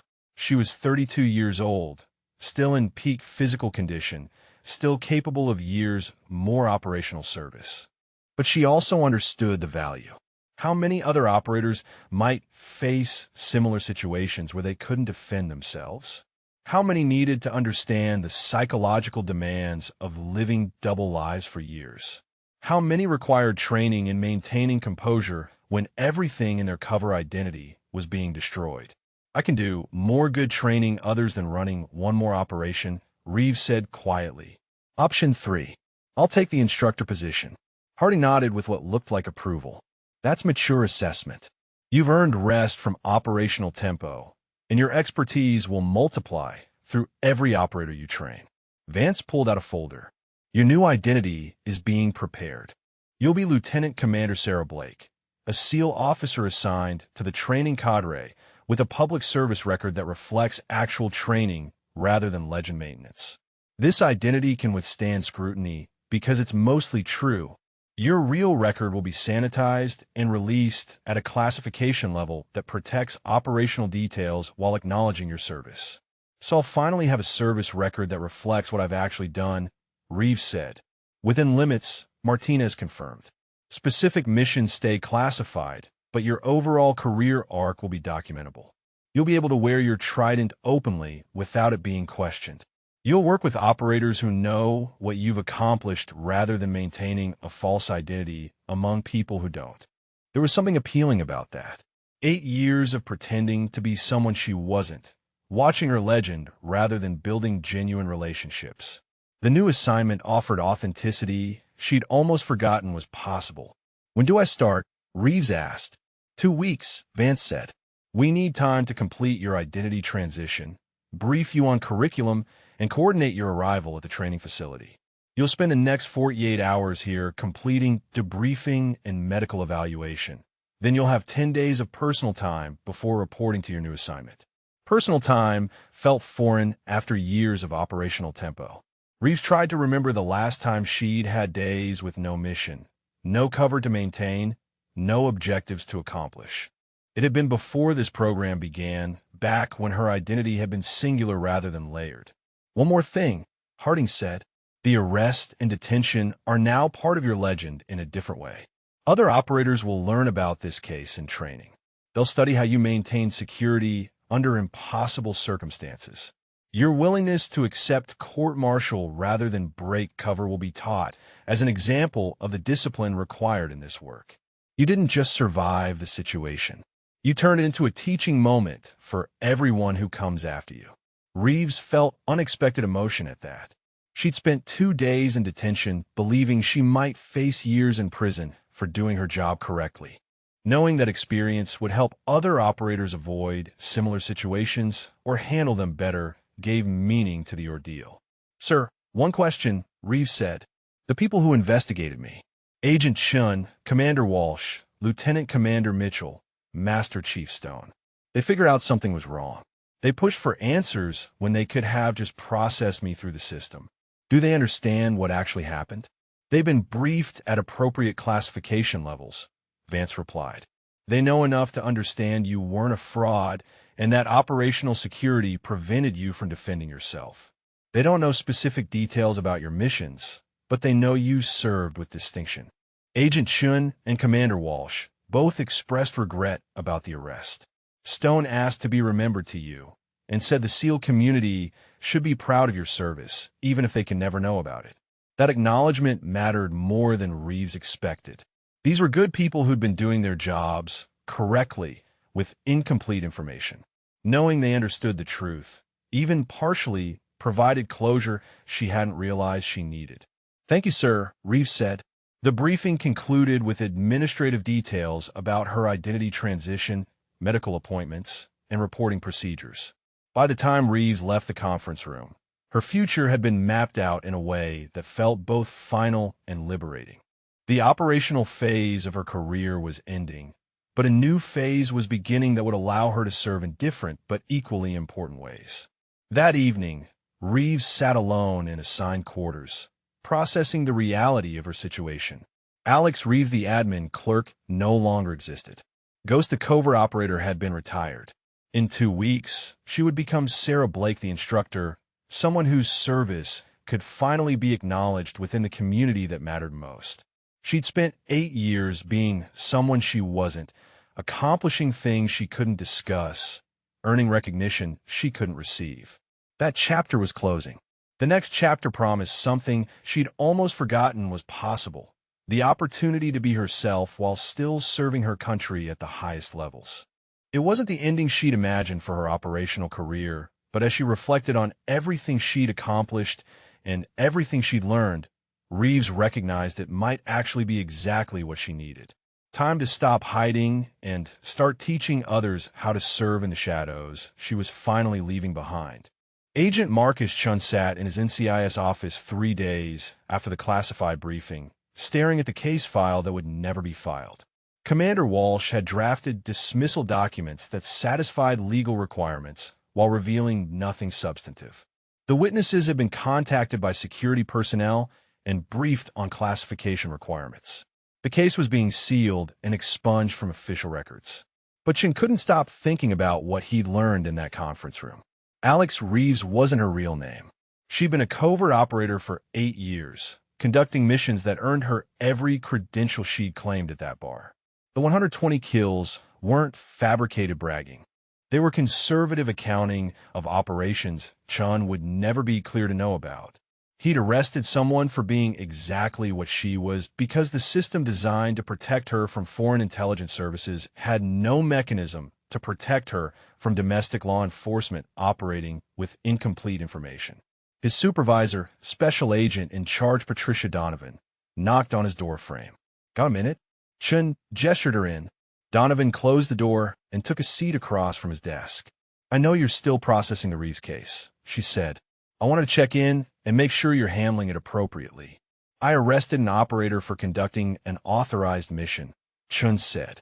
I interrogated her for 3 hours while she maintained operational security that prevented her from defending herself. I documented behaviors that should have been recognized as professional training rather than fraud indicators. How exactly should I be handling that? Donovan leaned forward. Marcus, you did everything right with the information available to you. Multiple civilians reported stolen valor. You investigated thoroughly. You found evidence that appeared to confirm the allegations. You followed proper procedures. The failure wasn't in your investigation. It was in liaison protocols between JSOC and federal law enforcement. That doesn't change the fact that she spent 2 days in detention facing court-martial for doing her job, Chin said. No, it doesn't, Donovan agreed. But it does mean you can't take personal responsibility for a systemic failure. The reforms JSOC is implementing because of this case will prevent similar situations in the future. Your investigation identified a gap in coordination protocols that needed to be addressed. Chin appreciated what his supervisor was trying to do, but the logic didn't ease his discomfort. I keep thinking about that interrogation. She sat across from me while I accused her of dishonoring warriors who died earning the trident she was wearing. And she'd actually earned it. She'd done everything I was saying frauds disrespected. But she couldn't tell me that because revealing it would compromise operations more important than her freedom. Donovan nodded slowly. I read your interrogation report. You noted multiple times that her behavior didn't match typical fraud patterns. You've documented counterinterrogation, training, and operational security discipline. Those observations were what triggered the security review that resolved this situation. You did good work, even when you didn't know what you were actually dealing with. A knock on the door interrupted them. Agent Williams stuck his head in. Chun, you got a visitor in the lobby. Says he's Master Chief Stone from Naval Special Warfare. Wants to speak with you if you have time. Chun exchanged glances with Donovan. She nodded permission, and he headed to the lobby where Stone waited in civilian clothes. They moved to a visitor conference room for privacy. Agent Chun, Stone said after they were seated, I wanted to follow up on the Reeves case. I know you've been briefed on the resolution, and I wanted to make sure you understood something important. Sir, Chun began, but Stone held up a hand. Call me Derek when we're not in official settings, Stone said. And hear me out. I've been a SEAL for 26 years. I've seen a lot of operators, worked with the best of the best. What that woman did, maintaining operational security under arrest and interrogation, that's elite-level discipline. Most operators would have broken under that pressure or found ways to signal their real status. She maintained her cover perfectly because that's what the mission required. Chun absorbed that. Sir, Derek, I appreciate you coming here, but I'm the one who arrested her. I'm the one who built a case against someone who is exactly what she claimed to be. And she understands that's what you were supposed to do, Stone said. The people who reported her to NCIS were civilians who saw evidence of stolen valor. You investigated and found more evidence. Your job is enforcing the law based on available information. Her job was maintaining operational security based on classified protocols. You both did your jobs correctly. The system failed, not the individuals. That's what everyone keeps telling me, Chin said. But it doesn't change what happened to her. Stone leaned back in his chair. Let me tell you something about operators at that level. They volunteer for programs knowing that if things go wrong, they might not be able to defend themselves. They accept that risk because the missions matter more than personal outcomes. She wasn't a victim of your investigation. She was a professional who maintained discipline when her cover put her in an impossible situation. There's a difference. Shin thought about that perspective. How do you deal with knowing that people like her are out there operating under such deep cover that we can't identify them? You trust that the reforms being implemented will improve coordination, Stone said. You document what you learn from cases like this. You train other agents to recognize warning signs that suggest something more complex than standard fraud. And you accept that in a world requiring covert operations, sometimes people have to live in gray areas where they can't be protected by normal procedures. The conversation continued for 30 minutes as Stone shared perspectives from the special operations community. By the time they finished, Chun felt marginally better about his role in the case. He hadn't made mistakes in his investigation. He'd simply been working with incomplete information in a system that hadn't established proper protocols for the exact situation he'd encountered. After Stone left, Chen returned to his office and opened a new document on his computer. He began drafting an after-action report focused not on the Reeves case specifically, but on lessons learned about investigating potential stolen valor when classification issues might be involved. Warning signs to watch for. Questions to ask. Protocols to follow when encountering unusual access restrictions. If his investigation had exposed a gap in coordination between law enforcement and special operations, then documenting what he'd learned might prevent other agents from facing similar situations. That felt more productive than dwelling on what he wished he'd done differently. Commander Sarah Walsh was having similar conversations at the JAG office. Captain Moss had assigned her to develop new legal protocols for handling cases where national security classifications intersected with military justice proceedings. The work required coordinating with JSOC, consulting with security agencies, and drafting guidelines that would help prosecutors recognize when cases required special handling. She'd also been tasked with reviewing other ongoing cases to ensure none of them had similar warning signs that might indicate classified complications. It was tedious work examining files for access restrictions, behavioral anomalies, and inconsistencies between documented backgrounds and observed capabilities.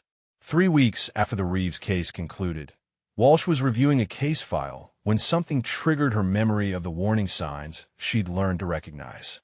A sailor facing assault charges who demonstrated combat skills far exceeding his stated background. Personnel file with unusual access restrictions. Witnesses describing tactical awareness inconsistent with his administrative MOS. She made a secure call to JSOC Operations Security and explained the situation. Within 2 hours, she received confirmation that the sailor was another operator whose cover had been compromised by circumstances beyond his control. The assault charge was dropped, the operator was reassigned, and Walsh had prevented another situation like the Reeves case from reaching court-martial. That evening, she called Agent Chen to share what had happened.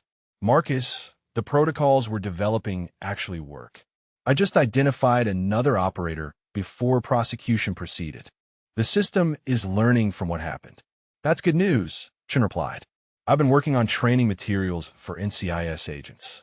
Warning signs, questions to ask, coordination protocols. If we can prevent one more operator from facing detention for doing their job correctly, then at least something positive came from this. They talked about their respective projects and the strange bond they'd formed through working a case that had turned out to be completely different from what it initially appeared. Both of them had been changed by learning that reality sometimes existed in layers that official documentation couldn't capture. Master Chief Stone was having his own challenges managing SEAL community reaction to the case resolution.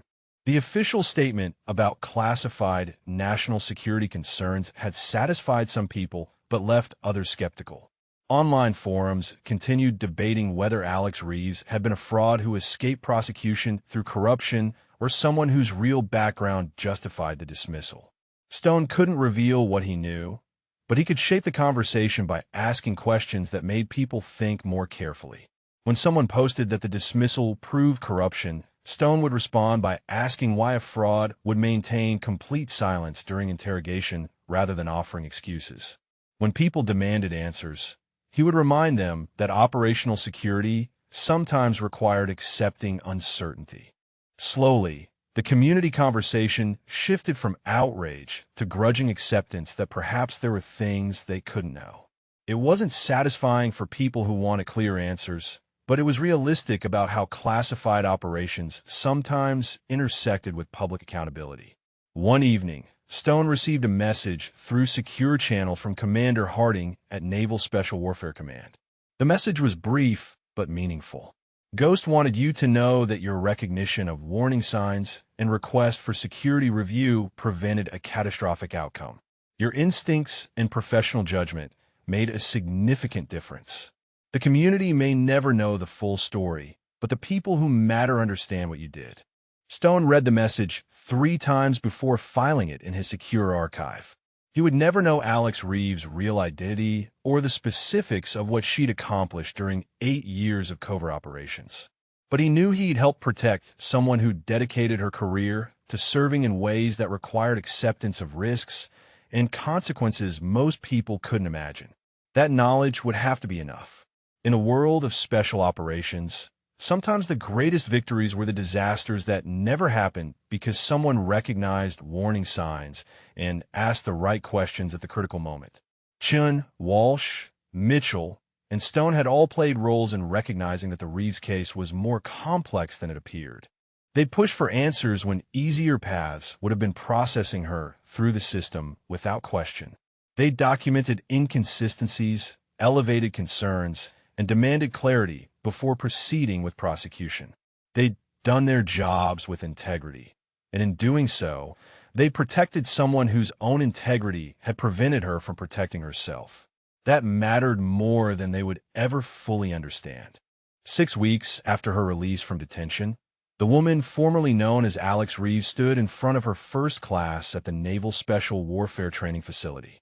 Her new identity as Lieutenant Commander Sarah Blake had been fully established with documentation that reflected actual service rather than legend maintenance.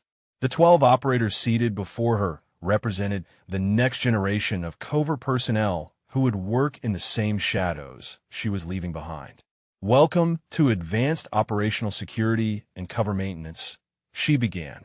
"I'm Lieutenant Commander Blake, and I spent the last 8 years operating under non-official cover in environments where exposure meant mission failure or worse. Some of you have heard rumors about an operator who was arrested for stolen valor earlier this year. I'm here to tell you that operator was me, and we're going to discuss exactly what happened and what you need to learn from it." The room went completely silent. Several operators leaned forward, suddenly more engaged than they'd been moments before. Blake had their full attention. "On March 15th, I was conducting an authorized operation that required me to establish credibility with a target network," she continued. "The mission was successful. I made contact with 3 persons of interest who are now under federal investigation. 2 days later, I was arrested by NCIS based on reports from civilians who witnessed me building my operational cover. I spent 48 hours in detention facing court-martial while being unable to defend myself without compromising security protocols." She walked to the front of the room and perched on the edge of the desk. "Let me be very clear about something. The people who arrested me did their jobs correctly. The civilians who reported me saw evidence of what appeared to be stolen valor and appropriately contacted authorities. The NCIS agent who investigated me was thorough and professional. The JAG officer who prepared to prosecute me followed proper legal procedures. Everyone in that chain did exactly what they were supposed to do with the information available to them." An operator in the second row raised his hand. "Ma'am, why didn't your chain of command intervene before the arrest?" "Because my operation was compartmented even from standard special operations command structures," Blake replied. "My immediate handler was overseas on another mission when I was arrested. By the time the arrest reached anyone with knowledge of my program, I'd already been processed and detained. Our compartmentation is designed to protect us from foreign intelligence services. It doesn't always protect us from our own systems." She pulled up a presentation on the classroom screen showing a sanitized timeline of events. The first slide showed the bar incident with witness statements. The second showed her arrest and interrogation. The third showed the preliminary hearing. The fourth showed the security review that resolved the situation. "I maintained operational security throughout this entire process," Blake said. "During interrogation, I was accused of dishonoring warriors who died earning the trident I was wearing. I couldn't respond that I'd earned that trident and had the combat record to prove it. When offered the opportunity to present a defense at the preliminary hearing, I declined because any defense would have compromised classified information. I was prepared to accept court-martial if necessary rather than break my oath." Another operator spoke up. "Ma'am, how did you maintain that discipline? Most people would have cracked under that pressure." Blake considered the question carefully. "You maintain it by understanding that your oath and your mission are more important than your personal comfort or freedom. You maintain it by accepting that if you volunteer for programs requiring deep cover, you might face situations where you cannot defend yourself. And you maintain it by trusting that eventually, the truth will emerge through appropriate channels, even if you cannot reveal it yourself. She clicked to the next slide, showing warning signs that had triggered the security review. Agent Chun documented counterinterrogation, training inconsistent with my stated background. Lieutenant Commander Mitchell at the brig noted advanced combative skills. Commander Walsh encountered access restrictions on my personnel file. Master Chief Stone recognized behavioral patterns suggesting operational experience. These warning signs accumulated until someone requested security review. The lesson here is that good people doing their jobs correctly will sometimes recognize inconsistencies, even when you're maintaining perfect cover. Blake continued. You cannot prevent all exposure risks. What you can do is maintain discipline when exposure occurs and trust that the system has mechanisms to resolve situations appropriately. She spent the next hour walking through specific techniques for maintaining operational security under interrogation, strategies for managing detention if arrested, and protocols for signaling distress to handlers without compromising cover. The operators took extensive notes, recognizing they were learning from someone who'd lived through the exact scenarios they might face. During the break, a female operator approached Blake privately. "Ma'am, I appreciate you sharing this experience, but I have to ask, was it worth it? Spending 2 days in detention, facing court-martial, having your entire legend destroyed. Was the mission worth that cost?" Blake thought about the question. 3 members of a domestic extremist network are now under federal surveillance because I maintained that legend long enough to make contact. Those 3 individuals were recruiting military personnel to participate in activities that could have resulted in significant casualties. The investigation I enabled potentially prevented attacks that would have killed innocent people. So yes, it was worth it. The operator nodded slowly. That's the answer I needed to hear. The class continued through the afternoon, covering legal protocols, coordination procedures, and reforms implemented after Blake's case. The operators learned about new liaison systems between JSOC and law enforcement, guidelines for prosecutors handling cases with classification issues, and warning signs that should trigger security reviews. Near the end of the session, Blake pulled up a final slide showing a quote. "Your greatest strength as a covert operator is your willingness to accept consequences without breaking cover. Your greatest vulnerability is that same willingness being tested in ways you cannot predict. Train for both." She looked across the room at 12 faces representing dedication to service in its most demanding form. These operators would work in shadows, maintain legends, accept risks, and potentially face situations where they couldn't defend themselves. They deserved to learn from someone who'd experienced exactly that. One final thing, Blake said. The people who investigated me, arrested me, and detained me were not my enemies. They were professionals doing difficult jobs with incomplete information. Some of them recognized warning signs and pushed for answers that ultimately resolved the situation. I have nothing but respect for their work. When you're operating under deep cover and something goes wrong, remember that the system has good people in it who will eventually recognize the truth if you maintain discipline long enough for them to find it. After the class ended, Blake remained in the classroom organizing materials for the next session. Commander Harding entered and took a seat in the back row. "How did it go?" he asked. "Better than expected," Blake replied. "They're engaged and asking good questions. Sharing my arrest experience gave me credibility I wouldn't have had otherwise. That's why we wanted you in this role," Harding said. "You lived through something most operators only train for hypothetically.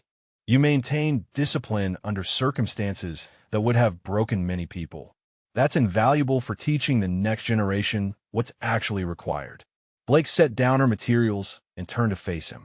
"I've been thinking about something.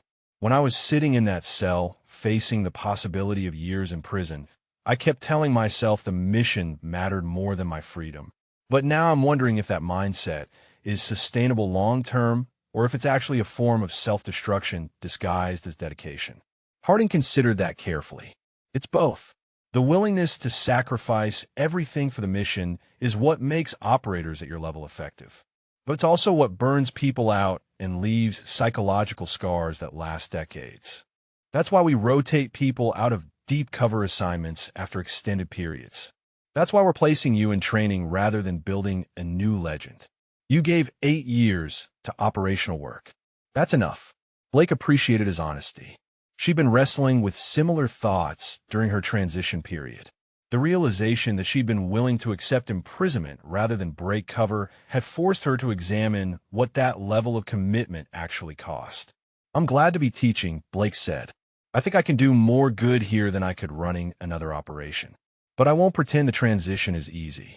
For 8 years, I've been someone else, maintaining a legend, living a double life. Being myself feels strange now." "That's normal," Harding replied. "Most operators transitioning from deep cover struggle with identity issues. You spent formative years of your career being Alex Reeves while simultaneously being someone else entirely. Integrating those experiences into a singular identity takes time. Dr. Chun is available if you need additional counseling beyond the initial debriefing." Blake nodded. "I'll keep that in mind. For now, I'm focused on ensuring these operators learn what they need to survive the work we're asking them to do." Harding stood to leave. "One more thing. The reforms we implemented because of your case have already prevented 2 similar situations." Walsh identified an operator facing assault charges before prosecution proceeded. Chen's training materials helped another NCIS office recognize warning signs in a fraud investigation. Your arrest exposed gaps in our systems, and fixing those gaps is protecting other operators. That matters. After Harding left, Blake stood alone in the empty classroom thinking about the strange trajectory her career had taken. From covert operator, maintaining legends, to instructor, teaching others how to survive the same work. From someone who couldn't acknowledge her real service to someone whose sanitized record finally reflected her actual contributions. The arrest and detention had been traumatic despite her professional handling of it. But the outcome, both personally and systemically, had created value beyond what she'd initially recognized. She'd demonstrated discipline that would be taught to future operators. Her case had triggered reforms protecting others. And she transitioned into a role where her experience could multiply through everyone she trained. It wasn't the career path she'd imagined when she'd volunteered for the program 8 years ago. But as she reflected on everything she'd learned and accomplished, Blake recognized it might actually be exactly where she was meant to be.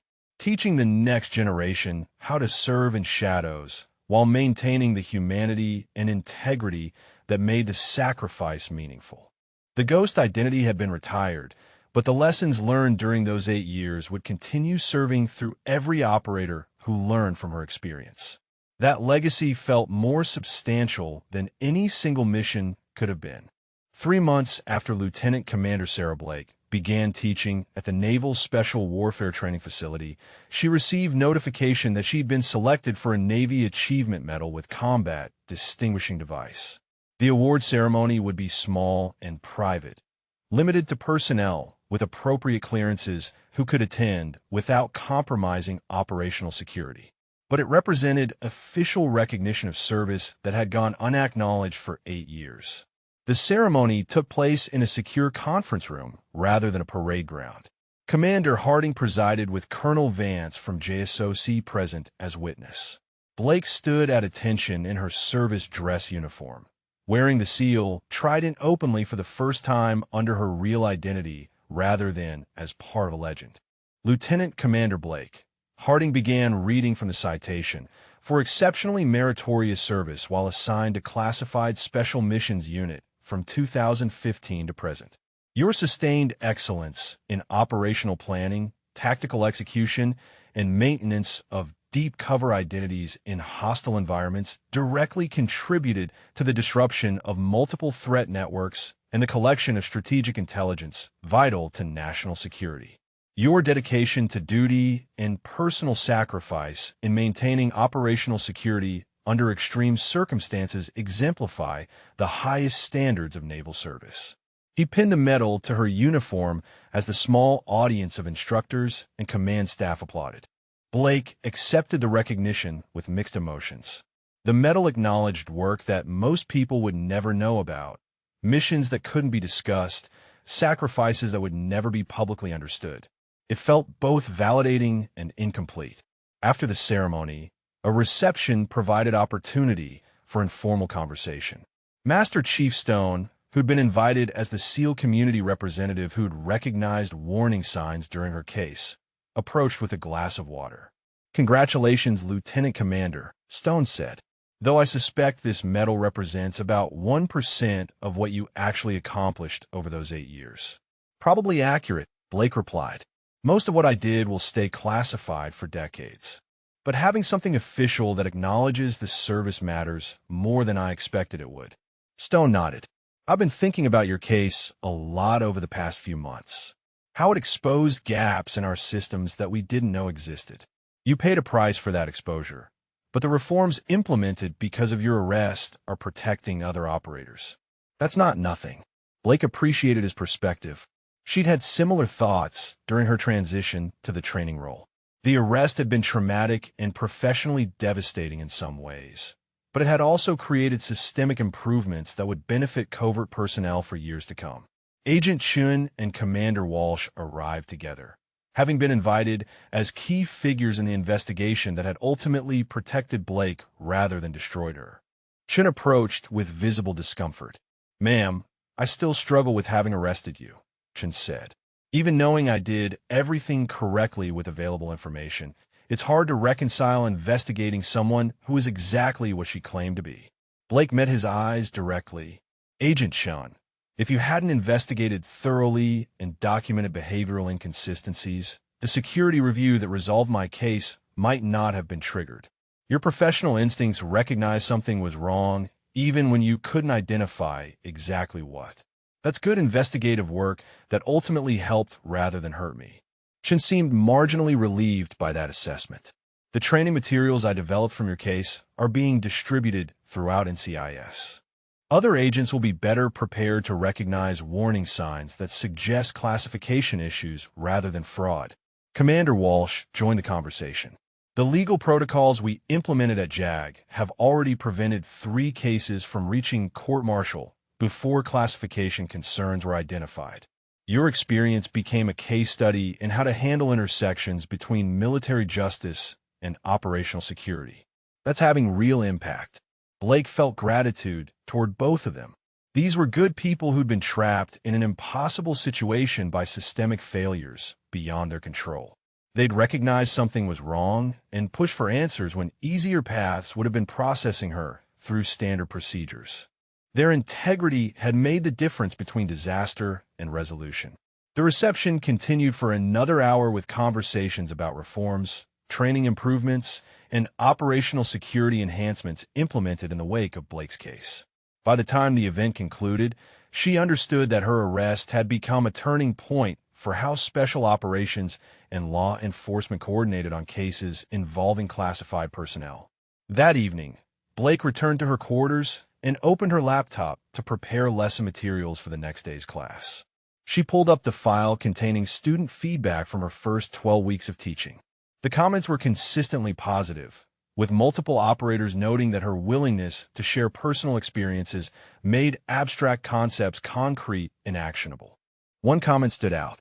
"Your arrest case study showed me that maintaining operational security isn't just about protecting missions.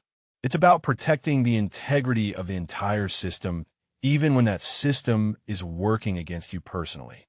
That level of discipline is what separates adequate operators from exceptional ones." Blake saved that comment to a separate file. She'd started keeping a feedback that captured why the teaching role mattered. Every operator who learned from her experience was one more person prepared to handle similar situations with the discipline required. Every class she taught multiplied the impact of lessons she'd learned through difficult personal experience. Her phone buzzed with a secure message from Dr. Chun, the operational psychologist who debriefed her after release from detention. The message contained a brief check-in about how she was adjusting to the transition from operational work to training duty. Blake replied honestly. Some days I miss the field work and the adrenaline of operational tempo. But most days I recognize that teaching is where I can have the greatest impact now.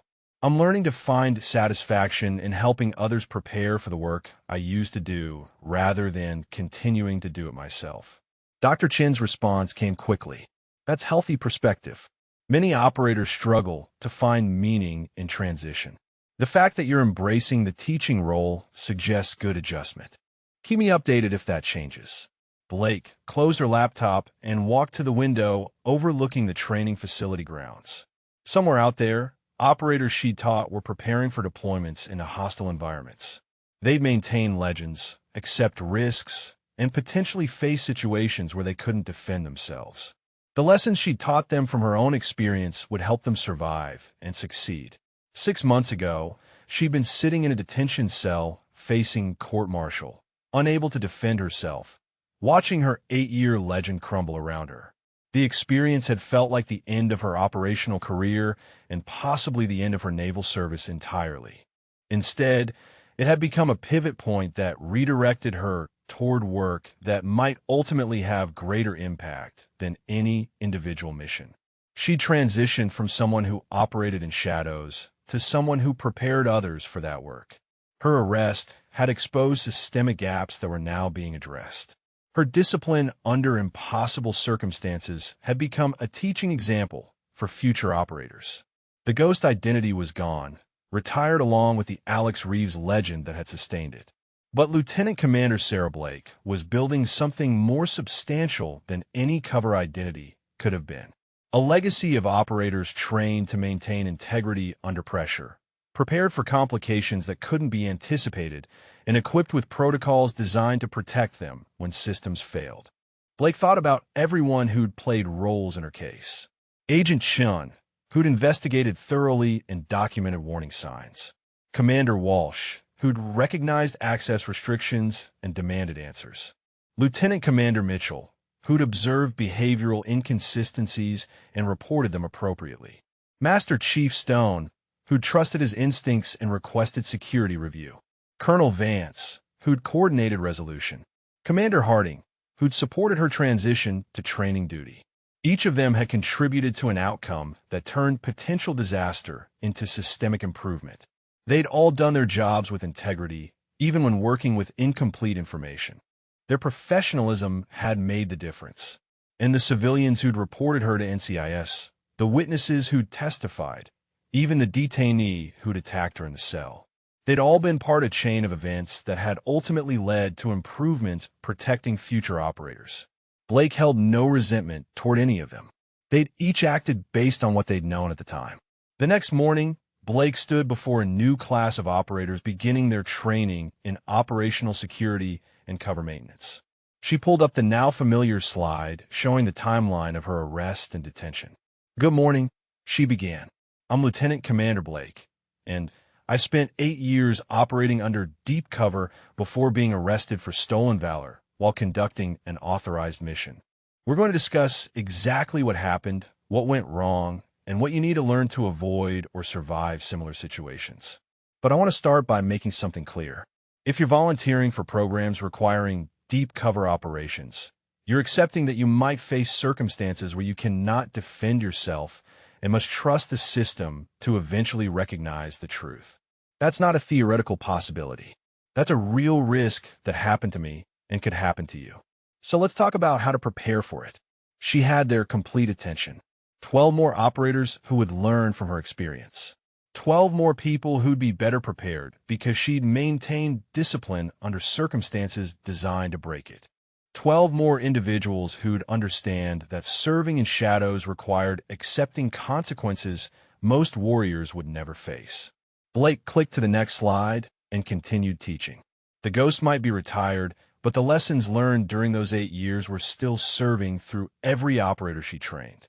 That legacy would outlast any single mission, any individual operation, any personal sacrifice made in darkness where acknowledgement could never follow. "Looking back, I learned something important through that experience," Blake said to the class. "The warriors you never hear about, the operations that never make the news, The people who accept consequences rather than compromise security. They're the ones who make everything else possible. They operate in shadows so that others can live in light. And sometimes they face judgment and condemnation from the very communities whose values they embody. That's the cost of serving at this level. The question you need to answer before volunteering for these programs is whether you're willing to pay that cost when it comes due. She looked across the room at faces showing determination mixed with uncertainty.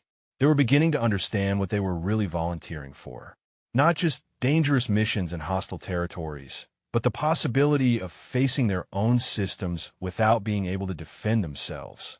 The willingness to accept imprisonment rather than betray oaths sworn in secret.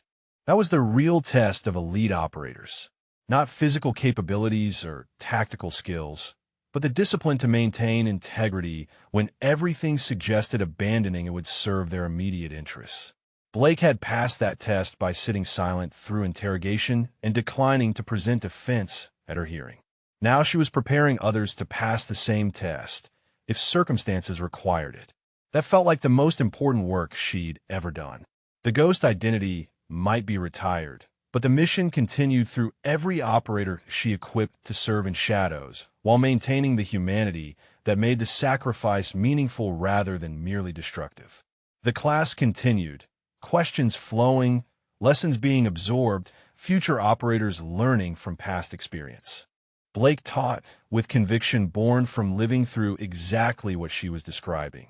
And somewhere in that secure classroom, the legacy she'd begun building through 8 years of covert service continued growing through every person who learned from what she'd endured and overcome.